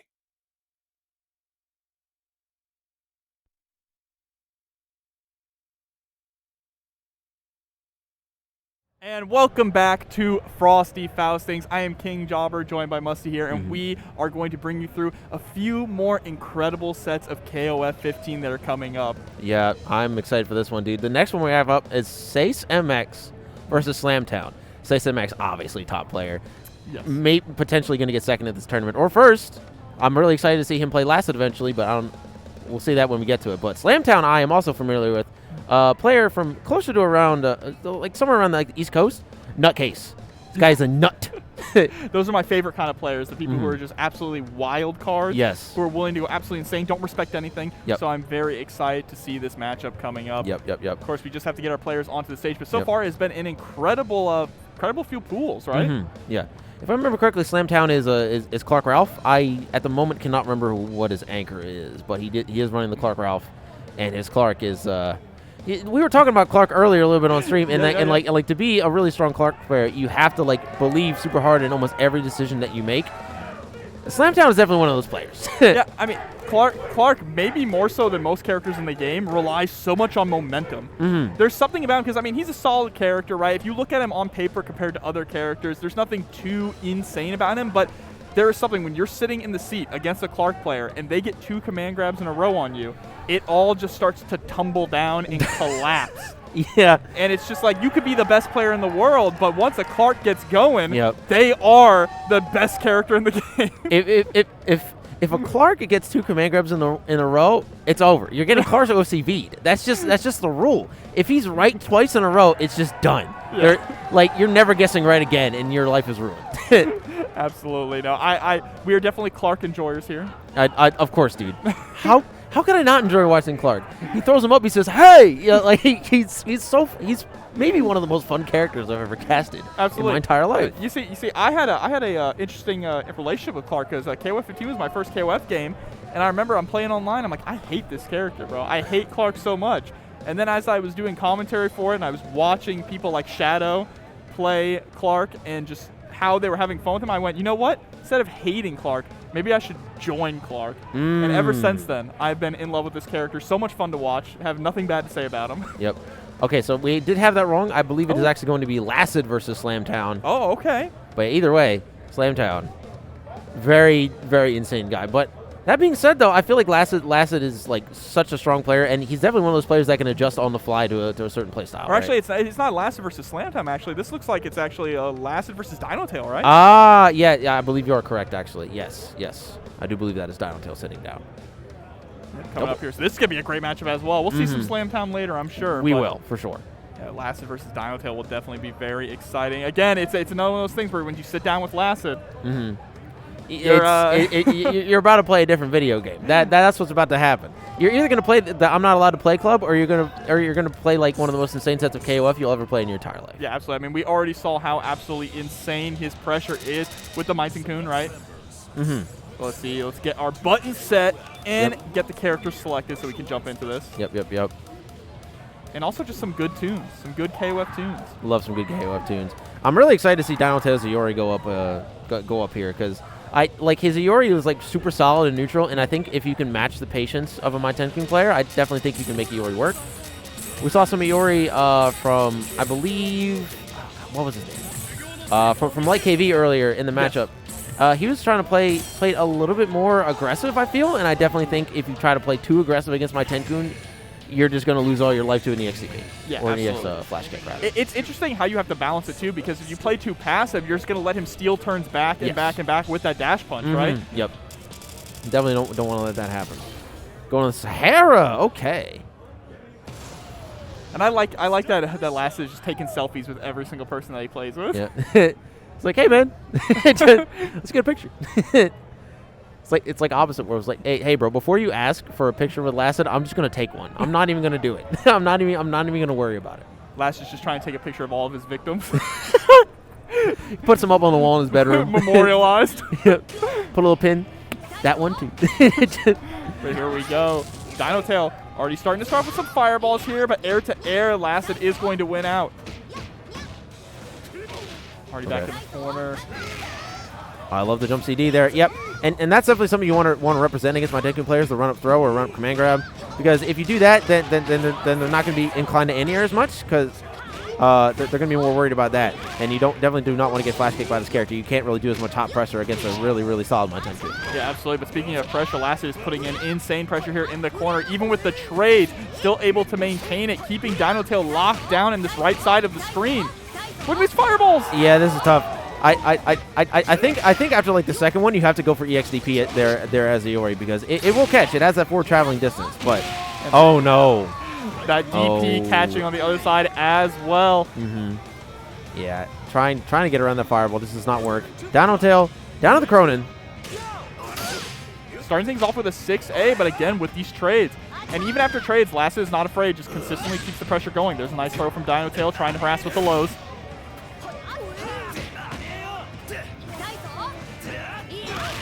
Okay. Daiso. 6A again. Nice jump in, but unfortunately was not able to get the confirm. I love the use of 6A from Dino Tail right now. It's really stopping a lot of Lassid's momentum, slowing him down. Yeah, Dino Tail's playing neutral really well. Oh my god, bro. I want to take the headset off. I want to take it off. I want to take it off. Oh my god, it's not over. OTG. Douche. I want to get out of here, bro. What just happened? I just saw one of the best players in the world just to whiff aerial in the Shatter Strike. I love this game. Oh, and the roll backwards as well, just avoiding the jump in there from Dino Tail and the CD. Oh my god. Why did they buff this character again? I don't know. I don't know anymore, man. All right, Rio, it's all up to you. It's all up to you. Honestly, though, if you're going to have only be all up to one character, I definitely think Rio's not a bad pick, you know? Yeah, but unfortunately, he does have to spend a lot of meter if he wants to get through this. Has 4 bars. Only going to need about a half bar to kill it here, I think. It's still going to be tough to find that hit because Lassid's defense has just been so solid throughout the entire night. Ooh, try to get an EX Fireball. It does not work. And the spacing, too, in the corner. It's so immaculate. With just enough range for the Shatter Strike and the 2D to hit at the tip. Nice EX Fireball. And yet, Lassid is caught on to Dino Tail's trickery with the throw. Not close enough to the corner to get the combo. Nice sweep. All right, now here's the real question. Are we going to get to see the Ash before pools are over? That is the real question because we did not see the Ash at all during the first set we saw of Lassid. I want to see it, but part of me feels like we're not going to. Yeah. Lassid has just been so on point so far today. Oh, God. He had a really, really good jump in. Dino Tail running right into it. And DP, that should just be a wrap. Yep, just enough to be able to close it out. Lassid takes game number 1. Good stuff to Lassid in that game 1. Like once again, every single game 1 with that involves Lassid has looked like even, and then my Tenkun ruins 2 characters' lives in like 30 seconds. And you're like, what happened? How did we get here? It is actually crazy to think about that. The second character just gets obliterated by my Tenkun. It's almost every time. So for what it seems to me, if you don't win the point war against Lassid, you've already lost. That's what I've learned so far. Once you let him get that early momentum, it's very devastating here. But speaking of momentum, Dino Tail already putting in some work here. Oh, but yeah. Giving up the pressure, though. I think that's unfortunately one of Dino Tail's fatal habits. Will not try to continue the pressure. And it could be because he's a little bit worried about trying to hop in on my Tenkun. A valid fear, of course, right? Yeah. But backing up and doing fireball against my Tenkun, when we know that Dino Tail is definitely susceptible to getting dash punch from one of his earlier sets, definitely not. Oh, Scum Gale. Here we go. Good damage. All right, keeping the pressure up. And here's the thing. You need to keep the pressure going and harass Lassid with very aggressive gameplay until he proves that he's going to let that DP rip, yes, right? Absolutely. And that he has done. A nice throw from Lassid, back throw. Over the DP from Dino Tail. Will he win this point war? Can he do it? Oh, very patient. Nice jump in. Oh, no confirm! Oh, my God. The universe is just on the side. Good a double KO! You know what? Honestly, I count that as a win. I count that as a win because my Tenkun is out of the way. You now have time to figure out the Shermie with the amount of health that you have. Hold on, we might see the Ash now. We might. We actually might. That'd be kind of hype. That'd be kind of All right. Oh, and the Massive confirm. We're spending everything. Skadoosh. A little bit too far away to do the OTG. Gonna do simple jumping. Oh, a little too far away, but honestly, even if Dino got the confirm there, he is like no meter left. Nice block there on the cross-up attempt. Avoided the cross-up. Honestly, good trade for Dino. Any amount of damage you can get on Shermie right now without like losing your life is perfectly fine. Absolutely. God. Oh my God, dude, Lassid is a Lassid. But Dino Tail was not able to get the whiff punish there on the Shatter Strike. Nice wake up throw, back throw. Okay, Oh, go for it again. and the throw clash. Oh my God.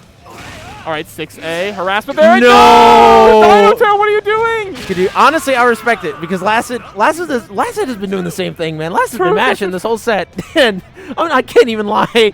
All right, but here we go. Dino Tail on the anchor. Just needs a little bit of a tap to get to the Ash here. And Ash with only 3.5 bars, Still doable. still doable. Oh, but you cannot be taking damage this early on, this substantially either. Oh my God, dude! Oh, nice EX.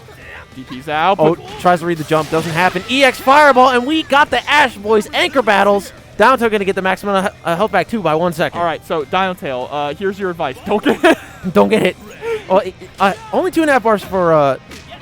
Oh, okay. Yep. Ow. This is gonna hurt very badly. There you go. Get your popcorn out. If you're sitting at home. I think. Yeah, this is gonna kill. As long as there's no drops from Lassid here, this is absolutely gonna do it. Wins the stun. And there. Doesn't even need the stun. Good combo from Lassid. No drops here. But we did get to see the Ashen Pools. And we got to see the combo. We got to see the combo. We got to see the combo. We love the combo. Everybody loves Ash. Everybody. I say it all the time. I love how rude the characters are in their win quotes. Dude, too. I love it. Everyone's rude. Even your second one, so-called you have to go for heroes and EXDP protagonists there- are just there as the absolute orange. jerks. It Turns out they it win. has that 4 traveling distance, but But yeah, Oh, we got no. some great highlights as Oh. well. Lassid this Maxing game. is really putting in so much the roll work backwards. in both games that we saw last Dino Tail and the Yeah. Fireball, and yet Yeah, Lassid really, is really caught good on to stuff from Dino Lassid. Tail's trick. And obviously that was a much Back closer one set. forward. Dino Tail was really making it happen there, bringing us to an anchor battle situation in that game too, which is honestly more than I expected from anybody in pools today, despite how good of a player Dino Tail Nice is. But jumping! Oh, confirmed! that jump was so unfortunate, but he did end up winning the on the point side. guard, kind of. A little bit. That's a moral victory. Harassment there. No! What are you doing? As well. Honestly, I respect it. A little Because bit of a Lassid scrambly situation. Oh, nice EX. desperation there with just throwing out out. wild OPs Tries like to read that the jump, whole doesn't ball happen. out. EX Fireball, and we And got this is how we got to the anchor battle. Down Tail did not have enough HP to survive the Ash. Oh my God, dude. Doesn't even All that, like, bro. Honestly, if that combo didn't kill, I think that honestly would have been like the struggle of playing Ash 2. Yeah, absolutely. Yeah, but yeah. Up next, I believe we're going to be getting. Ooh. Ooh, okay, all right. It looks like yeah. I believe this is Slamtown. Oh no, it says we're gonna get Sase versus Boomcube. It's what we're gonna get here actually. Okay.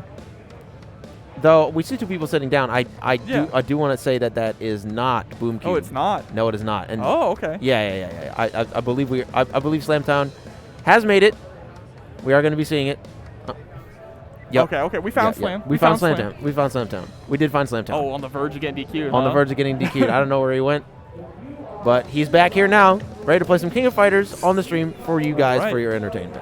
Gonna be able to show off that Clark. Hopefully, some Clark gaming. Mhm. We are all very big fans of that. Obviously. We can't talk enough about how great Clark is. We can't. He's got sunglasses. He yells. He runs back and forth. Clark of Fighters 15. Clark of Fighters 50. Bro, imagine, man, if Clark was top tier, I would love to commentate this game still. I don't know if I want to play it. I don't know if I want to play it, man. I don't want to live in a world where Clark. is Clark is just unstoppable, dude. Yeah. So the winner of this one is actually going to be moving on to play Boomcube. Oh, okay. And that will be winners finals.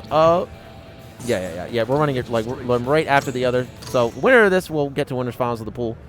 And this should be a good matchup as well. Sase MX, another very strong player. Would not be surprised to see him making top 8 later on this weekend. Absolutely. And yeah, we mentioned a little bit earlier too that he might be one of the few players here that might actually have a chance to defeat Lassid. Of taking out Lassid, yeah, absolutely. I'm definitely excited to see how all the sets pan out tomorrow. It's gonna be crazy. Wow! Now I remember. Now I remember. It's Billy Kane. It's Billy Kane on anchor. Oh God. Now he is a character. He does exist. Are you sure? I mean, I see his name on the screen, but are you sure he's actually in this game I mean, now? he's in the game now a little bit. He's still not great. He is a selectable character. He is a selectable character. You can pick him and not be memeing, right? Obviously, like he's here. He's in the game. I love this team actually. Yeah, I know. I love this team. This is a team that says, back in 02, I used to do Ralph Tackle a lot. I used to do a lot of Ralph Tackle. Yeah. But here we go, dude. Slamtown. I'm excited to see this. We're going to get Point Ralph also going up against Dolores here. Immediately trying to hop in with the CD. And Dolores beat Jenny. She's a pretty solid team for Sase.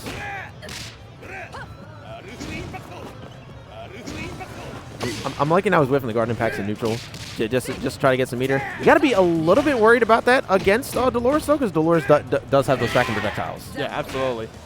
She can harass you from anywhere on screen. And look, there it is already, right? Trying to answer to that. Gets the punish on the dive punch. Okay. Yeah, a little too far away to get for Sase to get the punish. Got the CD in. Going to be able to trade here in the corner. I love the raw dive punches. Yeah. Oh, but there's no here's the pair. thing about Ralph, right? A couple of... Oh, my God. That nice. I'm telling you, man, but believes in everything that he does. In everything. Not going to be able to kill there. Oh, yeah. Still trying to chase down, but Sase going right back in for a hop B. Going to close out the first round here. Yeah, that jump be really good. Slamtown down a character, but here it comes. Here it comes. Here he comes. You save the okay. Yeah, okay. What'd you say about 202? Oh, my do goodness. a lot of Ralph, a lot of Clark tackle. Oh, no. Here we go. Harassment. Is Slamtown going to be able to escape from the corner here? Oh, nice movement. Yeah, I'm loving the movement from Slamtown. Just has to find this hit here. Oh, and the jump B once again from Sase MX is going to finish off this Clark. Now Sase just up. Yeah, Dolores is looking incredibly strong here so far in this match. Now going up against Billy. Oh, God. What's wrong, huh? Nothing, man. Nothing. I mean, I think this. I honestly think this is doable if he took out a character. What, you don't believe in a Billy OCV? Anyway, moving on. Moving on. Right now, Slamtown stuck in that corner. Yeah, just trying to find a way to escape. And look at that. Pushes out. The Shatter Strike is going to land, though. Here we go. Swap sides. Ooh. All right. Pretty decent damage here. Oh, my goodness. Massive whiff punish, too. Oh, not going to get the rest of it. Ah, we're going for command grab. Yeah. Dude. Right into level 1. Not going to kill because the scaling is so... Okay. Let's go. All right. There goes the Dolores. I'm going to take a little bit of a drink. Oh, man. Slamtown. Hitting Sase with a silly a little bit. Now to run the Jenny versus Billy Kane matchup. And, yeah, that's not advisable as we see right there. Yeah, and there we go. Able to close it out. You know what? You were not lying about Slamtown. Yeah. Very entertaining to watch. And it was actually, it ended up being pretty effective there, too. Sometimes you just got to let your opponent know that, I'm willing to wake up super. Yeah. I think the pinnacle here is definitely going to be Slamtown having to win the point war because the Clark kind of got ran over by the Dolores. Was getting buttoned out pretty consistently. Was not really able to move around the screen as much as he wanted. And that can be a difficult matchup for Clark. Clark can have a hard time against some of these characters who have very strong spacing tools like Dolores. Yes. Ooh. Okay. Yeah. Plus frames. Oh, I like the air-to-air trade. Good throw from Sase MX though. Trying to harass with that 2C. A big starter for Ralph. Oh, we hold those. Don't hop at me. Okay, nice anti-air. Goodness gracious, dude. I love Slamtown's gameplay, man. I was about to say how that was a really unfortunate whiff, but you know what? We take those, right? Oh, EXTP. Not a big punish, though. Oh, I like the guard impact. All right, standing D, throwing it out. Ah, but every jump is getting pumped by that. Anti-airs have been so consistent from Sase. And now lockdown in the corner here. Going to be able to get him with the 2D. There goes Ralph again. So let's see if Clark is going to be able to do anything different this time. Because like you said before, kind of got run over. Yeah. Oh, but yeah, every single full jump has just been getting caught. Oh, this could be big. Oh. Forward. Nice JD. Oh, tried to get the Frankenstein in there, but a backdash from Sase MX is going to get out of there. Look at this combo. Oh, we go for the mix-up as well, but a nice rollout from Slamtown. Unfortunately, gets caught by the grab and is closer to the wall. Oh, huge confirm. EX command grab. This should lead to a kill. Not quite. Oh, not so quite. close. Oh, counter hit. She's 1 HP more. Nice. 2A press out. Very smart there. Just go for a low committal option. Needed the one hit. And now Clark actually got to do something here, taking down Dolores, and now it's time to go up against Bijane. All right. Not down by that much life either. If he can just get the mix started, it'll work out pretty well in his favor. But Sase doing a really, really good job of just controlling that space. Oh, my goodness. Just the jump backs immediately into the legs is just brutal here. Slamtown. Ooh. There's the Frankensteiner into the elbow drop. Oh. Level 1. Okay. Huh. That was 2 command grabs in a row. What did we say? Oh, what do we say? we say Clark's gone, and now it's Yep. time for Billy to come in. Like, that CD skip dash is definitely like a pretty decent movement option, but not one that you can use that often. Yeah, no. That definitely started getting called out. Oh my God, just a round start, heavy DP, insanity. In the guard cancel forward to get the punish. So unfortunate here. Sase knows the matchup. Oh, I was really hoping for that hit there. Oh my God, we're just trying to get out of there. We're trying to get out of here.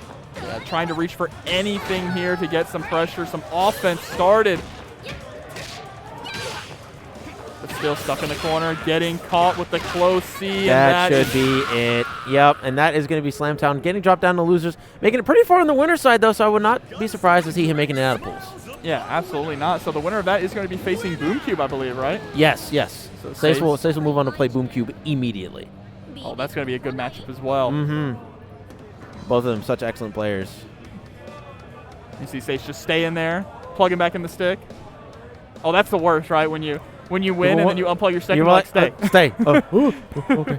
It's just, oh, man. So far pretty good. Pretty good gameplay from everybody. Very fun pool so far here at Frosty Faustings, and I mean, it is only going to continue being incredibly exciting because after us, there is going to be more KOF all weekend. That's going to be so much fun. I cannot wait for top 24. I cannot wait for top 8. Yep. Of course, we are fighting for huge stakes, a free trip to Evo Japan, which is massive. Yes. It's gonna be good stuff. And here comes Boomcube sitting down for, I believe, the final set of this pool's block. I believe it is. Should be good. Should be good. This is the winners finals of this pool here. So the winner of this will be moving forward. But it has been an incredible few pools so far. Definitely very entertaining. Some very entertaining KOF. No matter the level that you see, whether it be high level or intermediate level, KOF is always a joy to watch. And you get to see the different flair from different players, right? They bring out characters that you don't get to see too often, show off things you maybe weren't thinking about with these characters that you could possibly do, or different strategies. And that is one of the really fun parts about a in-person tournament like this with so many entrants. Yeah. Here we go. Player versus player. Player versus player. Into the character select. So I assume we're going to see, the same teams that we've seen so far on stream from these two players. But one of the great things about KOF is that when you get to the really higher level players like Boomcube and Sase here, they can play the whole cast, right? If they so choose and they feel like a matchup is better, they can go for that. But it does look like we are going to stick it through with what we're most comfortable with. There's Bijane. Yep. And then there's the Bijane. There's the Kyo. Oh. I see Chizuru, Kyo, Benimaru, K-Dash. This kind of stuff coming out here. So Benimaru versus Kyo is going to be the first matchup here. How do you feel about this one? Benimaru versus Kyo. This is a pretty even matchup. Pretty classic matchup. A lot of their tools kind of counteract each other. I think Ryan Jenkins is going to be pretty useful in dealing with Kyo. Kyo is going to be going for a lot of those Rekkas. And, like, I think the one weakness for Benny in this matchup, though, is that he's not going to be able to compete on the ground as much because of Bodega, because of Kyo ground CD and some other tools that he has. But in the air is where I think he's going to be shining the most. Yeah, you see right now, both of them just building up a little bit of meter, giving each other some space. Gonna catch with the 2B. This color is kind of fire, actually, also on Kyo. Love this color. Jump CD. Oh, goes for the reset as well, but there's a nice roll through from Boomcube. Tries to go for the slicer. Here we go. Big pressure, right Jinkin. Air to air. Looking pretty good. Oh, Boomcube through. Take the corner here and gets the throw. Yep. Like the reversal throw from Sase. Boomcube. Getting caught a little bit. Nice stiff right as well. I love the movement here from Sase, really just avoiding a lot of Boomcube's attempts at pressure here, keeping him on his toes, and is going to be able to actually take out Benimaru. Yep. Looking very, very, very good for Sase right now. Boomcube, though, this has definitely been like the crux of his team in all the sets we've seen of Boomcube tonight. Almost every single time Kyo's been on screen, we've seen a guard break almost occur almost every time. Oh, and just a close C. Brazen from Boomcube.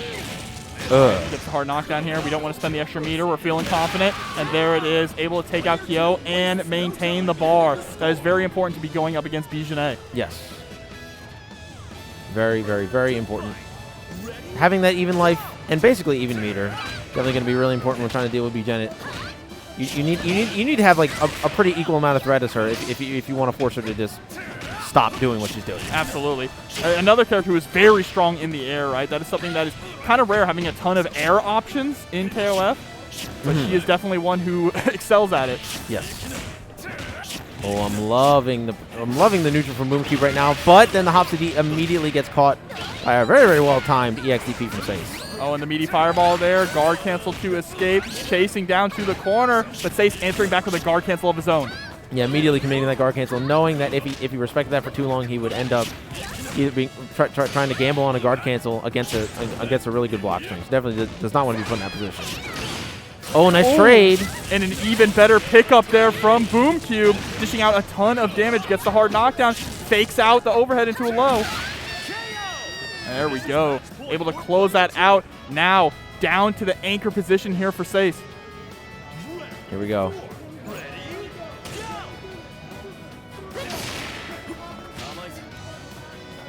Chizuru is always a tricky character to deal with in neutral thanks to those clones. Absolutely. Oh, and the overhead. Oh, and another overhead. Oh, I thought he was going to do it again. I really wanted him to do it again. Oh, but this is a good situation for Boomcube. Just has to keep this pressure up. Oh, a whiff. That whiff could have been death, but a beautiful jump in there from Sase. And now we are down to the anchor war here. Chizuru versus Kyo. Yeah, this is not a great situation for Boomcube. Like, not that much meter to his name. Has to make this happen with Kyo here. Oh, but a big could have been a bigger punish. Definitely wants to save the meter a little bit. That one could have been a bigger punish as well too, off of the Shadow Strike. Excuse me, not the Shadow Strike, the CD. Okay, here we go. Big damage. Spend. Yep. No special moves available for Kyo for 5 seconds, I believe it is, with the level 2 version. Still doesn't have it. Yep, nice throw. And the backdash over the low gets the 5D. Such a strong button for Chizuru to this day. And that is big game one for Sase. Yeah, 5D is just, if you have a good 5D, there's a chance that you're a pretty solid character in this game. Yeah. 5D is definitely one of the most effective buttons in the game. Definitely super consistent. But it looks like we just went straight into a rematch here. No delays, no order swaps or character swaps.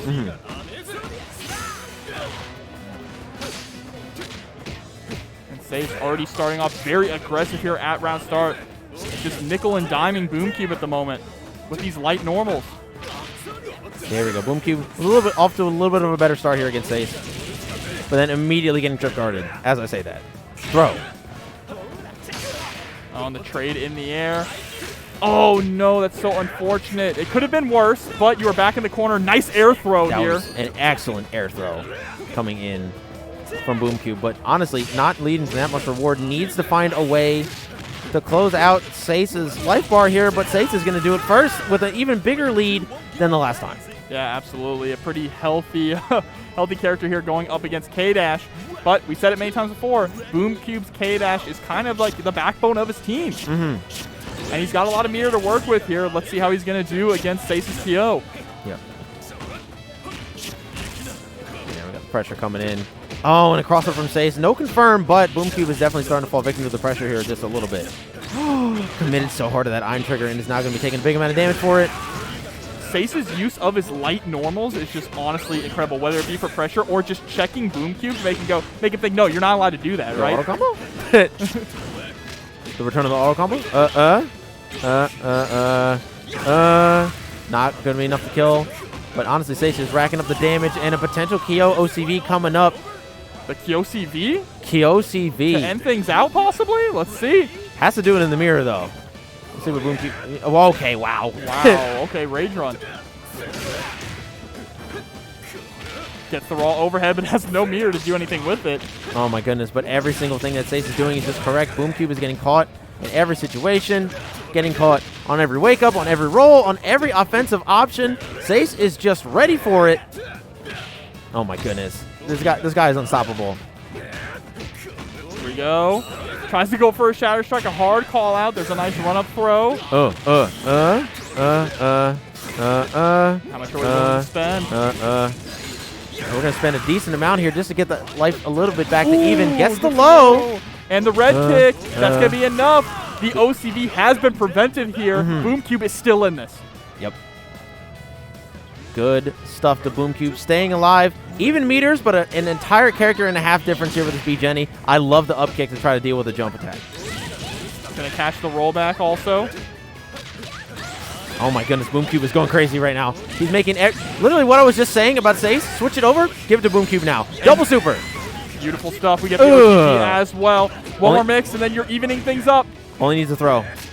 Oh, but gets trip guarded with 2 bars. This should absolutely lead to death. Boom Cube played it so well on the anchor, but it was not enough. Sase was still ready on defense even after all of that insane pressure coming from Boom Cube. What a fight back, though, from Boom Cube. I thought for a second that we were going to be going to that anchor war there. Beautiful play with Kyo.